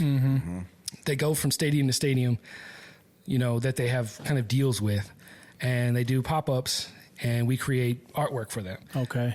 Mostly for these kind of like photo ops like this. And so this was 2 pieces of a 3-part photo op for the campaign for 2022. Okay. Yeah. And so this was set up outside Arrowhead right during that kind of like that Ford tailgate zone. Yeah. So they'll bring the Oakley van and a bunch of games and things like that set up. And then there's our photo booth right there. And then we make these, Mahomes chains. Oh, yeah. Oh, you make those? Yeah. We cut them out. Man, again, I could see an Enterrupt KC. No, we got some extra golden plastic back there. Yeah, so we make all these items to basically interact with the Oakley fans and the NFL fans. And then what you're seeing here is just the Kansas City version of what we do. So we do stuff in Dallas. We do stuff in New York. Okay. Of course, for those teams or? Right. Yeah. I just don't kind of hype it up, but we've done work at the SoFi Stadium for the Chargers. Nice, but it's all through the Oakley license or the Oakley partnership to the NFL. Right. Back in 2022, we were able to do some really cool work with them for the draft out in Vegas. And so we created artwork for a draft card that if you open up, it has all the list of all the eyewears in every team. Right. So if I ever run into Karlaftis or Trent McDuffie, they're going to sign that because I was there when they got drafted. because it's like a draft tracker that you can get autographs in. Right. So it's like a 3-part fold-out card. It's in the bottom of there. And then we also made artwork that was in the NFL store of different Oakley athletes. And so as the Oakley athletes change up and switch up, we illustrate them and put them in cool poses doing stuff. And that's one of those, not to cut you off, I'm sorry, but one of those cases is that football, right? Because that's, I mean, you told me that football opens up. Right. So that's a really cool piece to be able to do a seating kit like that. So a seating kit is what you send to influencers to hype up your brand. And most recently, the new Mahomes Adidas came out. And if you saw different people unboxing those shoes, and they're all black, and they're like, oh, thanks, Patrick. This is awesome. And so we made 50 of those foam footballs that have my illustration on it. And then you open up the football, and inside were the red Sutro Light Mahomes was, which was his first signature eyewear piece. Okay. Yeah. And so they were sent out to make Nick Jonas and some other folks. Yeah. But in my contract, I was like, I get one. Boom, there it is. Smart. I was like, give me the test one. Give me the test print. Yeah. And so that's the one up there. Give me the ones Patrick Mahomes tried on. Yeah. Well, yeah, I mean, getting the eyewear is no big deal, but the stuff that we make sometimes, we don't know where it goes. Yeah, man. You know, we did custom helmets for the Giants and also the Cowboys. Okay. And they could be sitting in somebody's office. They could be sitting, you know, and someone's lucky, like, hey, I, stole this thing. If you was to ever see any of that, would you be able to identify it? Like, say, like they're interviewing somebody or something like that, but like, that's my piece. I am always on the lookout for a custom Psych thing in the background of every podcast, every interview. I'm watching the New Heights podcast, looking for some of the stuff in the background, like, or other things. I'm just looking always to see if I can see something we've made, because it's out there somewhere. Again, hey, if there was a blue one with some headphones, you'll see it. You'll see it right I was going to say, so if I'm ever at like 63rd Swap, I'm like walking, I'm like, this looks like a Psych piece helmet. No, it better not be. I have seen my own work in thrift stores. It's okay. I've seen my own T-shirts in, Arizona Trading Company. Really? Thrift stores. Yeah, I bought back my own stuff from the thrift store. I would too. Like, I don't have this in a size medium. I can make $25 off that. Put that to the archives. All the Oakley ones you did, Psych, for the other teams, other cities, they have the Oakley sponsored athlete. Correct. Unless there is no specific athlete for the team, then you must show several members of the team. Okay. One of the most painful illustrations I had to create was 6 Tampa Bay Buccaneers. Oh, man. All huddled together in a photo opt. And I was like, well, at least somebody from KC is getting paid to make this thing. But, you couldn't use Tom Brady because he has a different license with a different eyewear brand. But it was, all the defensive dudes who were like making fun of Tyreek or, tackling. Oh, my God. Yeah, it was a rough, tears. And this is after that they beat us. Absolutely. Oh, man. Yeah. So this was tough to be able to all right, I got to just take this one for the team, do my job. And get it done. Money's going back to Kansas City. Yeah, that's the positive thing. So I keep it moving like that. But yeah, the other things we created, they end up all over the place, and we don't always know exactly where they go. But somebody's collecting them, someone has them, and it's been a great thing because we're just willing to kind of adapt with what they call a need. Yeah, and it really did start with that Ale House mural. Yeah. The Ale House mural is the thing that's incredible. Kind of got their attention. Yeah, for sure. It's like, hey, we need a mural in the stadium. Would you guys be able to do one? Love it. I was like, oh, absolutely. Well, what do you need? Turns out that we sold the idea of doing the mural, but then turned that mural into posters. Turn that mural into a gift with purchases. So when you bought a pair of those Oakley Sutro Lights Patrick Mahomes series, you got one of these chromed out Mahomes posters up at this is the second one to the right. Yeah. And so that one was made.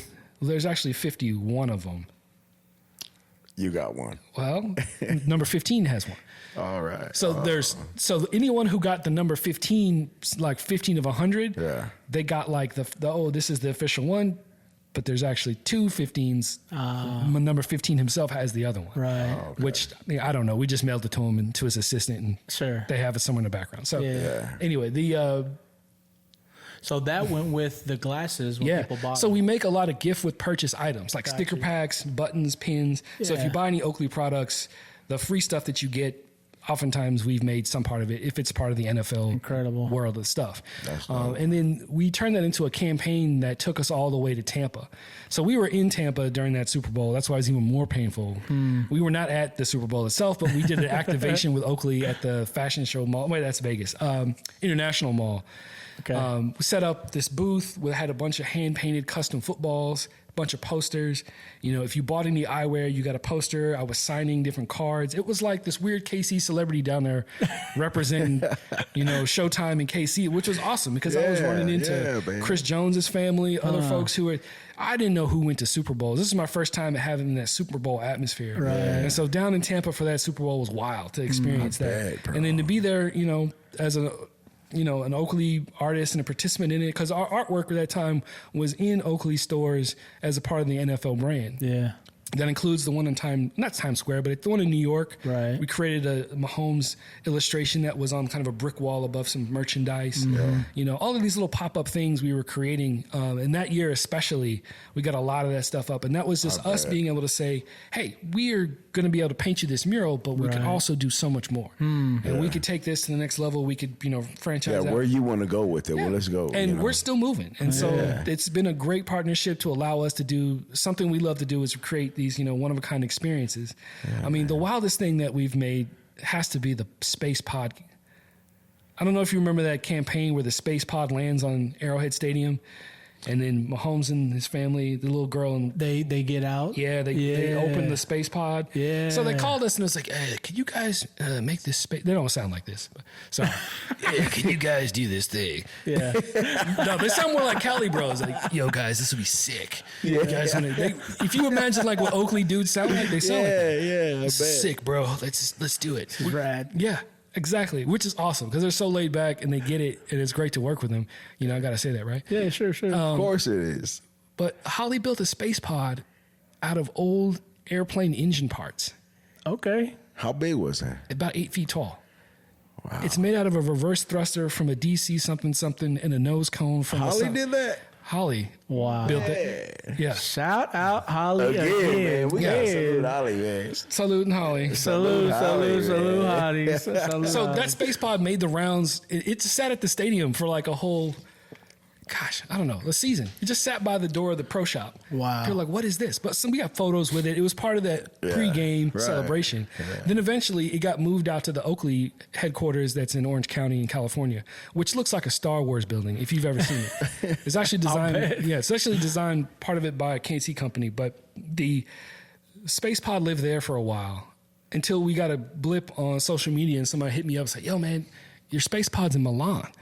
What? And they sent me a screenshot of like some athlete doing like, oh yeah, I'm here on the Oakley tour, checking out the facility, and there's the space pod. Wow. Yeah, we didn't know where it was. In Milan, of all places. So Milan is where Luxottica is headquartered, which is the parent company of Oakley, Ray-Ban, other sub-brands that are all the same big conglomerate. But yeah, that's kind of an amazing roundabout story from KC to Milan. And you never know where your art's going to be, end up, but just being versatile and able to say, okay, I've never made a space pod before, but yeah, we can handle that. And to your point, Psych, man, That's like dope. all that in some way, shape, or form goes back to the Ale House mural. It absolutely does. Man, it's wild so- how that's all connected, yeah. It is, man. Yeah. I mean, to hear you talk about it, and I mean, I'm sitting here thinking about like the World Cup is coming. I know this man's going to be involved somewhere. Boy, look at that. You're walking NDA, so we probably won't hear any Can't specific talk about story. it. Can't say nothing. But there's so many things coming. Yeah. Into Kansas City that I know we're going to see your hand in the mix. How many murals have you done since the Ale House mural in Kansas City? So that one's from 17. Yeah, Good gosh, man. I don't know, dozens. dozens. Yeah. So we average about 25, 30 projects a year. Right. But less and less have been actual large-scale murals. Right. So last year, I think we only painted 5 murals. But the other ones were installs, like something inside the United Way office or Schools or something, whatever. So it's, man, I should have wrote those down. I can't tell Well, you. no, I'm just curious because You talk about that pivotal point for Sike Industries, right? I mean, that's a pivotal moment right there when you did that. My guess is you were doing the mural and you're like, wow, man, I know this is a great mural. You know, you're putting your art right there in the city in Westport. Yeah. But you couldn't imagine that it was going to take off like that, right? No, I couldn't see it like that. I knew that I was already working with the teams and I had already done projects with those brands, but no, I hadn't been picked up by like a huge international brand like that yet. Right. So we were working towards that, but I think, yes, after that, we got realized in doing stuff. I think the mural that kicked off the professional career was the mural in Westport that's no longer there, but it was the Middle of the Map Fest mural. Okay. If you remember Middle of the Map Fest back in 2013 through 17, it had a little short run. Those murals that were all on the inside or the backside of the bunker. Is where the career started. So me and my guy John Rowe, which still paints with me to this day, we painted that mural back in 2013. Wow. And that was my first professional mural, even though I've been doing designs. Fast forward, 9 years, and then Tin Roof is moving in. Right. And that's us. Painting over our own murals for the new people in town. Yeah. So full circle, man. It's awesome to be a part of that. And now they got the, Funk on the Rooftop happening there on Mondays, right in front of that mural. It looks awesome. So it's a great way to say that, as long as things are changing in the city, like you're saying, things are coming.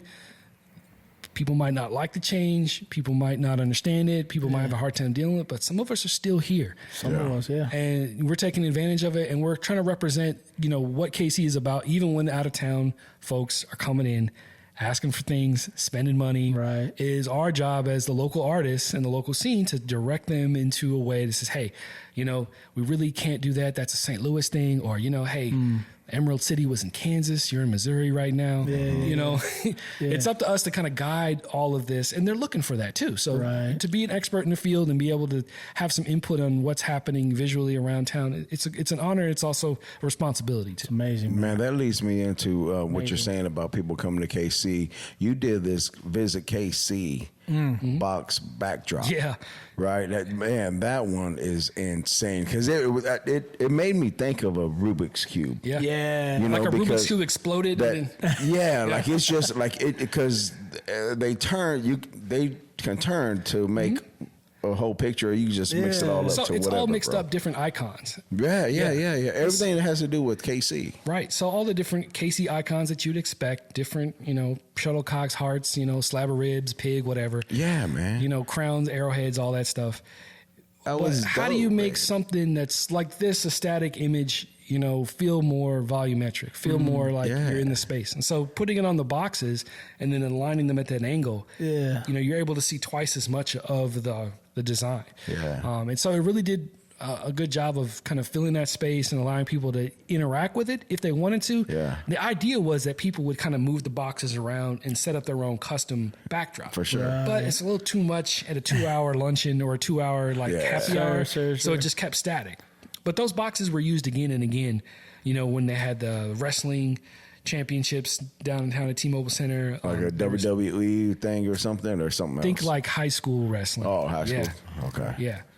And another summit happened. And so, Visit KC was awesome enough to give us a cool project to work on. We're like, great. Now you get to keep the boxes. You can, right. Well, Biz KC, it's theirs now. Yeah. There. Right. You hold on to those boxes. Yeah. Put them up what you want. Yep. But that's another great thing. So what you created, what you did, it's out there. No telling where it's going to be at next. But it's out there. Yeah, we keep an eye out. We're like, all right. Is that where it is now? And we've had other people keep an eye out too. They're like, hey, your work is up here at this spot. Really? Oh, for sure. Let's go see. Let's go ask what's going on with that. But we don't run into too many issues. It's all good usually. I gotta ask you, Psych, man. Like every artist, and you actually said this earlier. You were talking about how, me having this pen and this pad. My mind. As an artist, I'm thinking about you go into your zone, right? So where do you go? Like when there's a project, somebody calls you, an Oakley one or one of the teams, and they're like, "Listen, we want this." Right. Where do you go, man? Because your style, like, it's unique. It's you, right? It's you. So, where do you go, man, mentally? I go into research mode. Yeah. Into question mode. So for a client like Oakley, it's usually like, okay, which player, which teams, what are you looking for to show this? Who can and can't you show? With all the teams, there's certain players that, no, don't draw him. No, don't use him. Right. And so there's that kind of educating yourself on who are the key players of those teams. Right. Looking back, like, we need 3 offensive guys, we need 3 defensive guys. And you just got to kind of do a little research and figure out what it is. So I got to pay attention to that. Then looking at where is the event? Is it in Vegas? Gotcha. Is it in, Atlanta? Is it in Baltimore? Thinking about, are there elements to include, or what is the trend that's happening within the Oakley brand right now? Like, is it going to be like all black? Is it black and white? Are they using more technical elements? We try to key in on what's going on with either the NFL graphics, with the Oakley graphics, and then we kind of combine it to make our own version of that, so that we look like we're a part of the bigger event that's happening. And so we're not just, little column A, little column B. We're just kind of giving it our own recipe. So it really starts with research of the event and the place it's going to.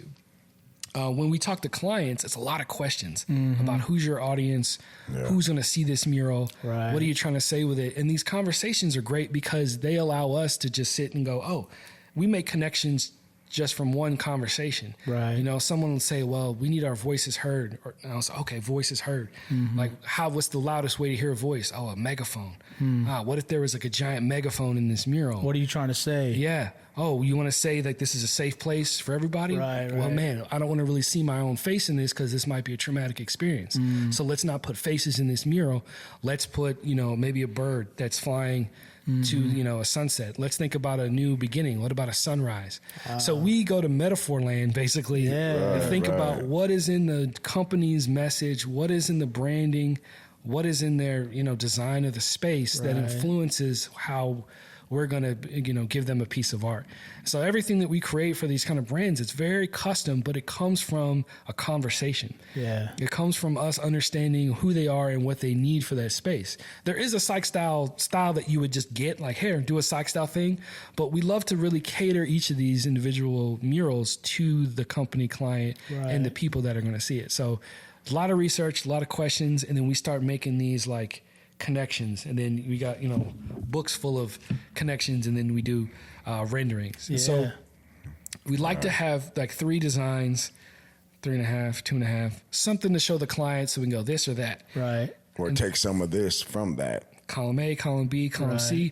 So I like to have Illustrator open while we're doing a Zoom call, and I'll be able to say, hey, you really like these elements from the first design. What if we mashed them up with the second one and removed this building, took out this bird, put in this guy with this thing? And they're like, oh, wow. So it's kind of real time. I'm getting feedback from clients to say, yeah, this will work, this will work. It's like, wow, what if we change the blue to more of a midnight blue? Oh, yeah. Hey, this is going to be a low light area in this stairwell. How about we switch this background color to more like a powder blue?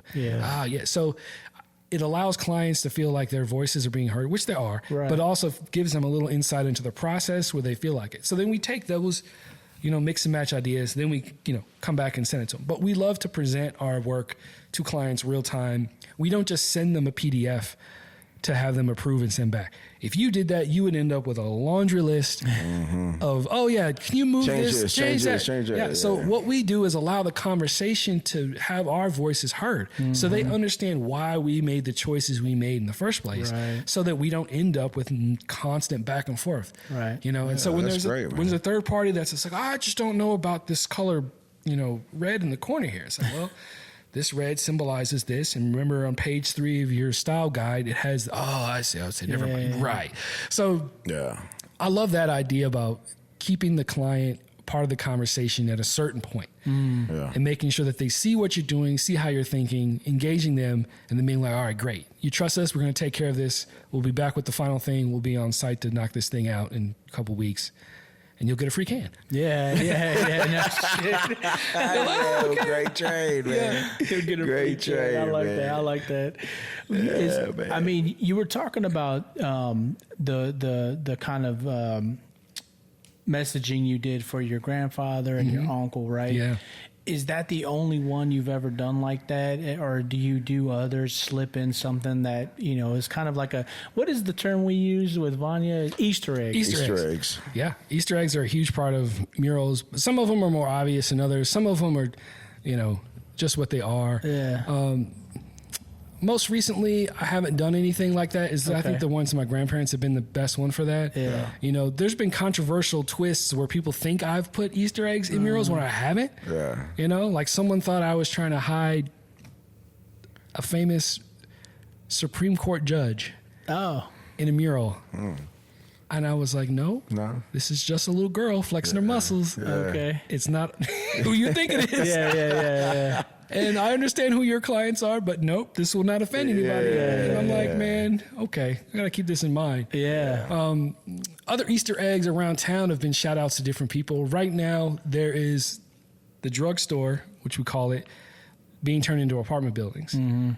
On that building is the last bit of a shout out to my homie Eric. Okay. Grimy Grimes Esquire III. Yeah. Rest in peace. Rest in peace. And it's a little tiny shout out to him. I made this piece, dedicated to him. Him and I we were co-workers and fellow hip hop heads. He would text me like Outkast lyrics all the time. Yeah. Like, yo, old school. I was like, okay, I get it, Eric. Thanks. But that's the last piece of Eric in that building. And so I need to take that down. That wall used to say "Wake Up and Live," which was part of that Kingston to KC project from Jamaica. Oh, okay. So you'll have to see how I slip something in the next one. Okay. Because we're not done there. Yeah. There's a couple other things for some other folks, but I'm slipping my mind. But there's the mural that we painted at the middle of the Meth Fest, we did a shout out. Man, it's kind of tough to talk about, but to another friend we lost in the music scene. He's a producer, and he was working with UBI. He's working with the Plaza Academy, Info Gates. Okay. And so we did a little chest Rotwell. We did some chess pieces. Nice. And my guy Mythic did a piece for him. It got covered up by the mural at Tin Roof. Mm-hmm. And we tried. We put in like a design that had a lot of characters in it, and one of them was going to be info, right? And it didn't work. It didn't get approved, so we couldn't put it in there. So it sucks. We covered it up, but we had plans to do that. So there are plans for Easter eggs that sometimes get like they're not sneaky enough, they're too obvious. Yeah, they're too big. They're too bold when we want to put stuff in there. Or sometimes I put people in murals, like folks I know. Is like, oh, this guy reminds me of this dude. I'm going to draw him as a character in a mural. We did that in Lawrence. There's a friend of mine who played in Lawrence High School in the 70s. Okay. And his name's Michael. He always wears white pants. Where he goes, black shirt, white pants. White pants? Yeah, Mr. White Pants. So there is a scene in the mural where there's a parade for homecoming, and we put Michael with the white pants in the parade. Wow. Yeah. So there's a lot of other people that were influenced by who went to Lawrence High School in that mural that we make caricatures of. Yeah. But that's a good one that I just thought of, I think, listen, just hearing you describe the couple that you've done, Psych, man, I think that's important because those individuals, along with yourself, man, you guys influence a whole generation of people coming up, man, with the hip hop scene, with your style, your art, even the photos, right? To me, that's what Enterrupt KC is about, man. We're trying to capture those stories about those people, because they're not here. Right. They're not here with us anymore, right? Yeah. So how can we grab bits and pieces from all this and the work that you're doing? Man, you guys are so genuine in the way you approach these conversations, and that's one of the reasons that drew me to want to talk to y'all, because I felt like the questions were from a place of true, like, hey, what's up with this? Right. There's no agenda. There's just curiosity, genuine representation of KC, and that's what I really enjoyed about hearing your other podcasts. And Thank you, man. Thank you. I'm curious about a piece of art that you do, man. The State of Shock. Oh. The State of Shock pieces that you got, right? Man. Describe some of that, man. So I'm a fan. I'm a fan by far. I love it. It's great. The State of Shock poster series and art show happened in 2014. Yeah. 2014, I think I got to get my history together, but there was a lot of civil unrest. I think this was around the time of Michael Brown and Ferguson, where the hands up, don't shoot. Oh, yeah. That type of unrest is ongoing. Civil unrest in it has to stop, abuse by people in power has to stop. But well, it didn't start there either. No, it didn't start. Yeah. But that was another one of these kind of like, flare-ups, as they say. This flared up right there in Ferguson. And so there was that. And also in Ukraine, that time was their kind of orange revolution. I've always been a fan of world politics and kind of conflict abroad. I kind of study it. If I didn't go into the field I was in now, I probably would have ended up in Kosovo doing war photography. Oh, okay. Because coming out of high school in the 90s, there was a lot of conflict happening with the Balkan Wars. And I was like into that type of thing. Like, man, what if I go over and do this? But it didn't happen. So my response to that is to create art that kind of shows the revolutionary mind or the conflict that's happening, and it's not always pretty. And so these paintings that have like pictures of child soldiers with a little Ziggy, pictures of, people fighting with riot police, they're colorful, they're amazing, but it's also symbolizing, the destruction of the utopia or the false utopia. Of course. And so you have these ideals of, the people are not satisfied with the status quo and they'll rise up and, make their voices heard. And that's what these pieces were about. And that state of shock was me feeling, an ongoing state of shock. I mean, that state of shock came back to me with George Floyd and other people. That state of shock comes back to me when I think of, injustice in other places. And through my artwork is where, on that personal side is where I like to show that. And that state of shock show was several pieces about that kind of ongoing conflict at home and abroad and how they're kind of, I think connected in several ways, thanks to now the internet, but also people just understanding that, the people's cause is, global. Yeah, man.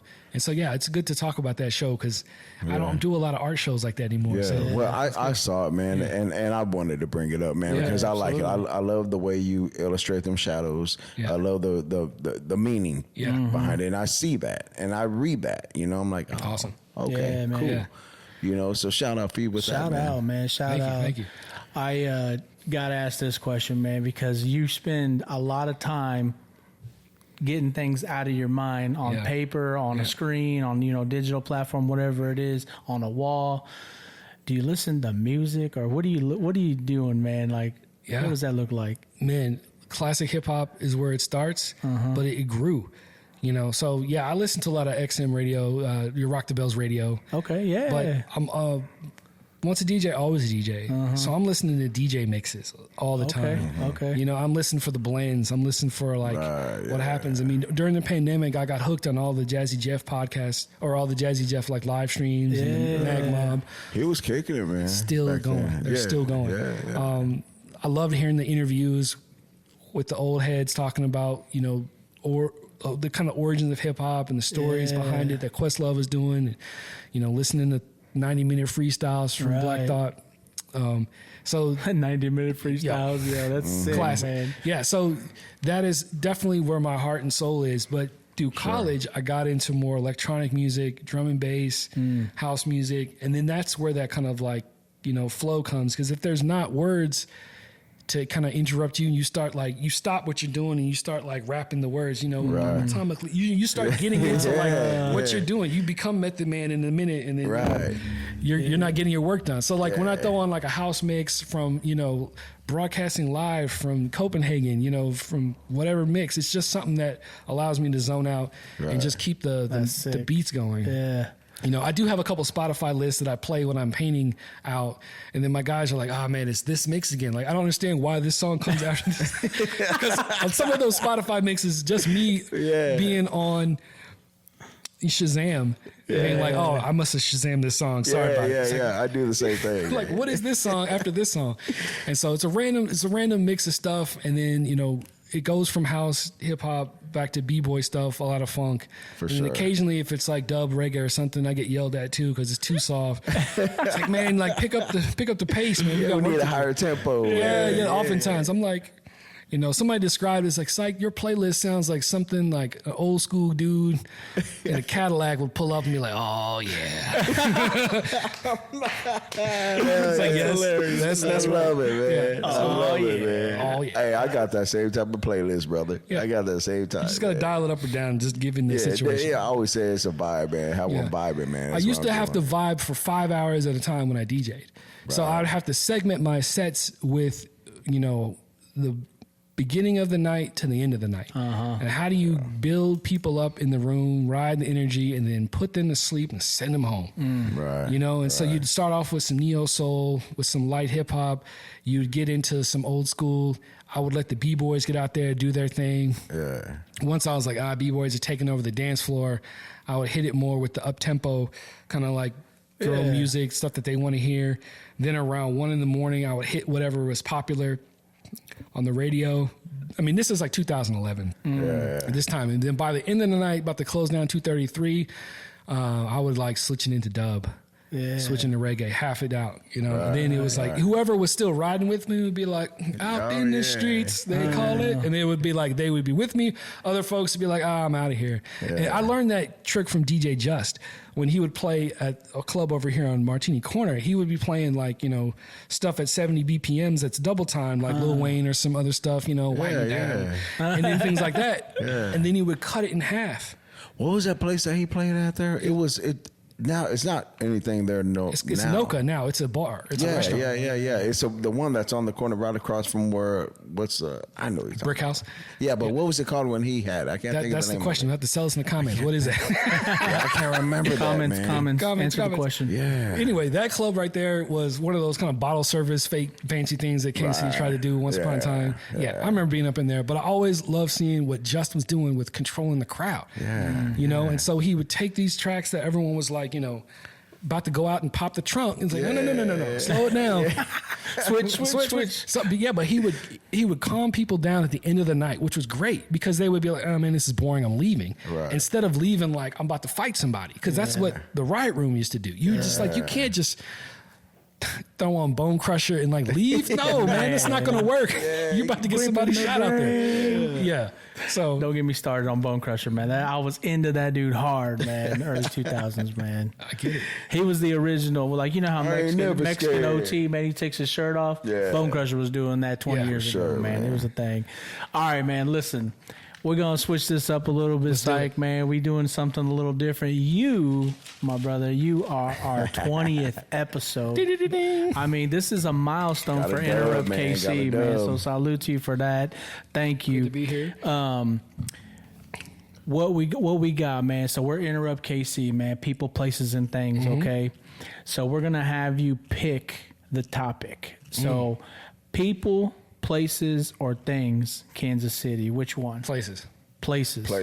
All right, D-Rod. Let's see how it goes. Go ahead. All right, here we go, man. Which place would you prefer? Town Topic or Highboy Burger? Town Topic. Town Topic for sure. Is that breakfast or dinner? Yeah, whatever, man. Whatever. You answer the way you 3 answer. o'clock, whatever, man. I know the breakfast when they open them, but Town Topic breakfast, that's me. Yeah, what you order, man? Oh, you know, hash browns with that slice of American cheese. Yes, sir.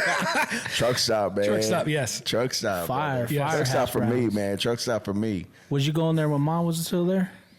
You remember her? Older white lady? No. I mean, I might have, but I didn't. Had her hair up in the bun? Yeah, I didn't know her. Remember Roberta? Yeah. Yeah, that's back cool. in the day. What about you? What you getting there? Man, I'm a fat ass man. I mean, I'm getting the double cheeseburger. Double cheese. Come on. Yeah. Bowl of chili. I'm getting the and bowl a truck of chili. stop. We've done that before. We've done that before. The truck stop that you mentioned it, now it comes back to me. I remember, guys, I used to work at an art warehouse, and they would always roll in that, but the gravy would be like to the level of you open that container and it'd just be like a level of gravy. Like right, it's about to come out that side of and then that there's box. there's a biscuit and some eggs in there somewhere. But man. Hey. All right. Next place. Elsie's Barbecue or Arthur Bryant's? Man. Ooh. You know what? It's interesting because I spent more time at Arthur Bryant's, even though it's not like the best. But Arthur Bryant's to me, just because of the ambiance and like the memories I have going there with my family. So yeah, LC's, man, it comes in clutch, but Arthur Bryant's for, I guess, the memories for me. Memories for Arthur Bryant's, Well, man. we tell people, right, like we've said this before, if you want to get your dollar's worth, penny's worth, whatever you say, go to Arthur Bryant's. Yeah, meals for days. Man, Yeah. they grab it and stack it. Yeah, you just gotta be careful. The floor's kind of slippery. So what's LC's? Yeah, that's So true. what's LC's, man? The floor is slippery. You're going to LC's, man, and now you're holding on because they got that. What's great about that is you could take that whole wrap of meat and whatever, and you can add your own sauce to it later. Yes. You know, yeah. and that's what can. people like about KC is it's like, I want some ribs from here. I want some burn-ins from there. Man. And that's what people always say, like, what's your favorite barbecue? It's like, it depends on what you want. Exactly. That's what I tell people all That's the time. the I'm like, Kansas I City can't. answer, man. You got to take something from this place, something from this place. I need some cheesy corn from Jack Stack. I need some onion rings from this. You need some hash browns from Town Topic? Yeah. There could be a whole nother level to that. Yeah. Man, all right. Here we go again. Let's see. The Country Club Plaza or Town Center. Town Center Plaza. Yeah. Man, let's take it back to Country Club Plaza, where the old Plaza Theater was. Let's take it back to going to Down Under.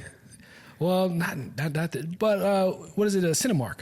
Okay. Yeah, Okay. Cinemark, Yeah. Let's take it back to Cinemark on the Plaza. Cinemark Plaza. That was my joint. How about when the bridges had full graffiti? Oh. Yeah, I don't know much about it from then, but I remember the bridges that connected Paseo to what's now Cleaver 2 or Cleaver Boulevard. So under there, those were the bridges that I knew of when I was in high school. Okay. And so that's when the Gates was across the street. Right. Right. At the bottom of the hill, Paseo. Then those tunnels down there were there. And also the Prairie Village tunnels was the low key cut too. Yeah. But I didn't spend much time in the Plaza tunnels. It was more like there, or the once I figured out where the PV tunnels were, I was like, oh, this is new too. Yeah, for sure. But I'll go Country Club Plaza. Country Club Plaza. I Right love it. on. I love it. All right. Jay Rigger or Tomstown? Wow. Ooh. Getting tough. Yeah. I'm going to go Jay Rieger. Okay. History factor. History. Shout out History, Ryan. man. East Bottoms. Yeah. I love the style. I mean, they both have historic buildings and landmarks, you know. But I'm just going to go with personal connection and just ambiance. Yeah. And, you know, the events there are fun. And, Yeah, for I sure. mean, come on, there's a slide. Yeah. Man. There is, man. We did the slide, D-Rod. Yeah, I know. Yeah, we did. But also, man. their we collaborations have been great. I mean, they just did a series of whiskey for the Negro Leagues. I saw that. And so through 4 different bottles, 4 different tastings. Yeah, the events there, top notch. Yeah. You know, I love to go into all those things. Okay, they're getting harder, brother. All right. They're getting harder. Kauffman Stadium, Arrowhead Stadium. Ooh. Dun, dun, dun. Well, I mean, it could be a tie. You know, it could be a Has anyone ever caught a game at Kauffman and then a game at Arrowhead the same day? It has been done. Yeah. Have you? I have. I don't think I have, no. Well, have you been there to present something and then go to the other one? Oh, all the time. Yeah, back to back. I maximize my road trips. It's like I got to go out to the stadiums. Well, we might as Same well. day, right? Yeah, we go have a meeting at the Arrowhead office, and it's like, hey, we got to run. We got to go talk to somebody across the street. And they're like, great, see you. Yeah. We do that all the time. It's fun to do that. I'm gonna say Arrowhead right now. Due to the energy factor, I'm loving what the boys in blue are up to this year. It's been amazing.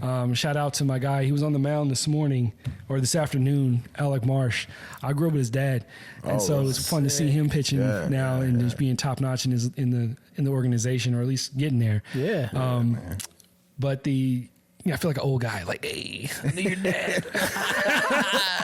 I do it all the time. Yeah, man. man. But that's dope. And I mean, the atmosphere at Arrowhead, I bring people there from out of town. They go nuts. Or they're like, whoa, I didn't realize y'all do it. I brought my cousin from Dallas. Yeah. Cowboys fan. It's a sad state.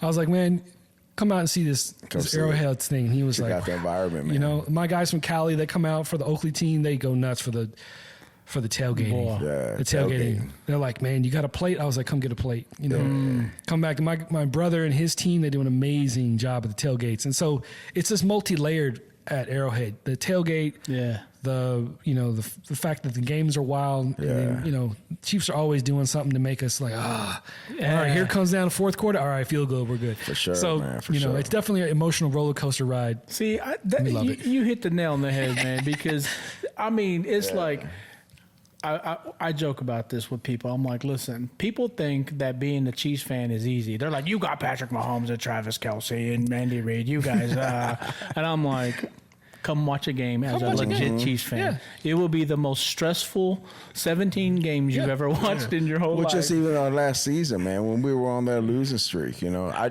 never did I doubt it, right? Because I was like, last year we were doing Never the same doubt. thing, right? Man, Never doubt it. never doubt. We'll be all right. We'll be all right. You know? All right. Oceans of Fun or Worlds of Fun? Man, if I had to choose between Worlds of Fun and Oceans of Fun, I think I'm going back to Worlds of Fun just because of middle school and how, like, the field trips you go out there, dudes would be trying to see, all right, how many numbers can you get? I'm going to get like 5 numbers. I'm going to go over by this NBC singer and wait in this line. I can get like 2 or 3 numbers. You ain't going to call these girls. Yeah, I'm going to call them. Yeah, all right. Yeah. They all fake numbers, but. Yeah, they off by 1 number. Yes. This girl, she has like 8 numbers. Okay. So I'll go for Worlds of Fun. The first roller coaster I ever rode was a Timberwolf. Mm-hmm. Yeah. Probably the last one, too. Oh, gee. Yeah, I remember that one. I rode it too. Yeah. That's when I was like, all right, this is what roller coaster's about. I'm good. I used to laugh because people would be like, y'all got a wooden roller coaster here? Yeah. You would be so Man, that thing will move you Yeah. around crazy. You come out there aching and Back shit. be hurting, man. Oh, yeah. Yeah. All right, man. I got one. Yeah. It's another food joint, man. Yes. Q39 barbecue, Rosedale barbecue. Oh, man. Let me Old school, Let me divide this in half. Holly, say it.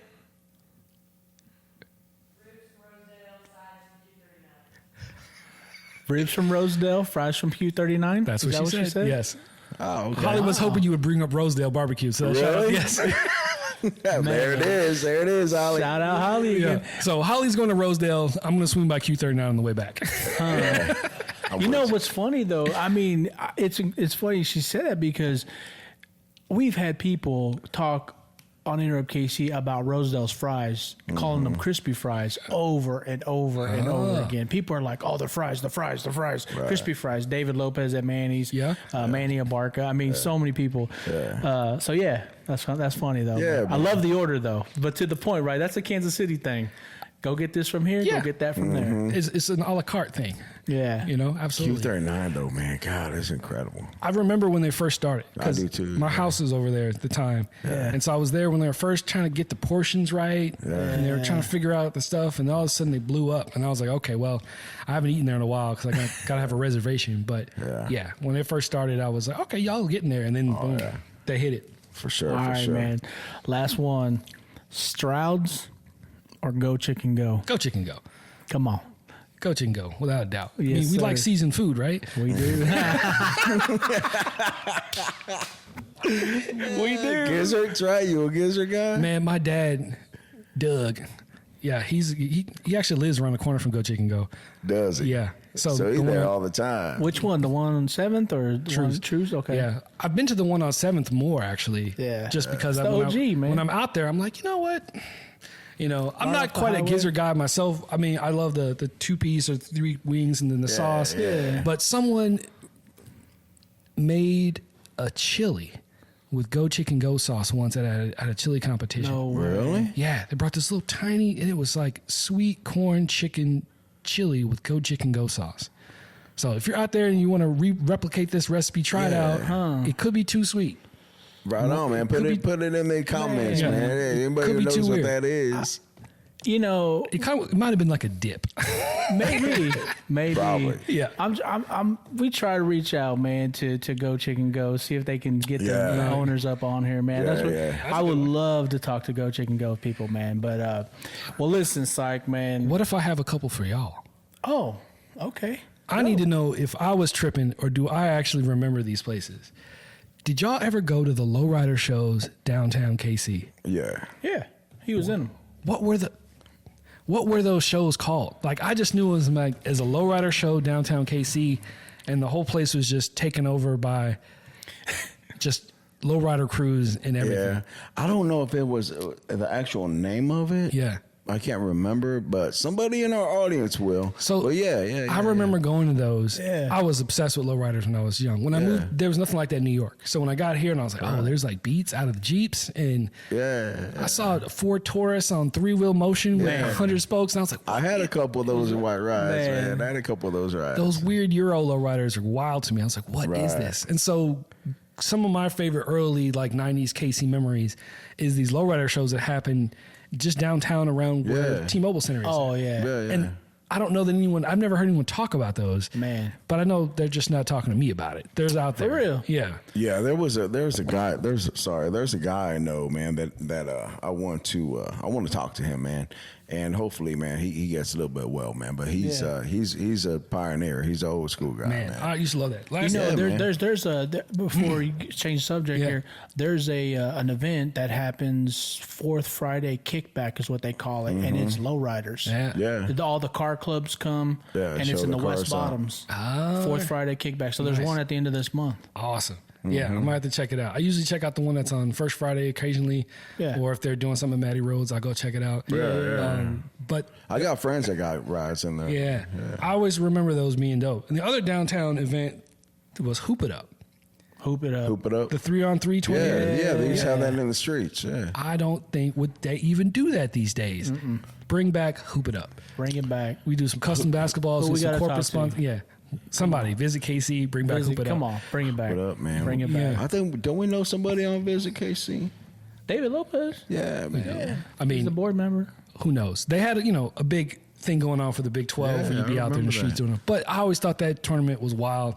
And I was just down there as like a high school kid just running around. And you're just like, I'm going downtown to hoop it up. Yeah. And then you just be there and whatever happens was wild. And then you just get on the bus and go back home. Yeah. It just felt like these are small things that the city did or that were happening in the city At that time. that made downtown come alive when there was They should not a do lot it. They else. should bring it back. Yeah. They should bring it back. There's other ways to it. You know what? These days it'll be a pickleball tournament.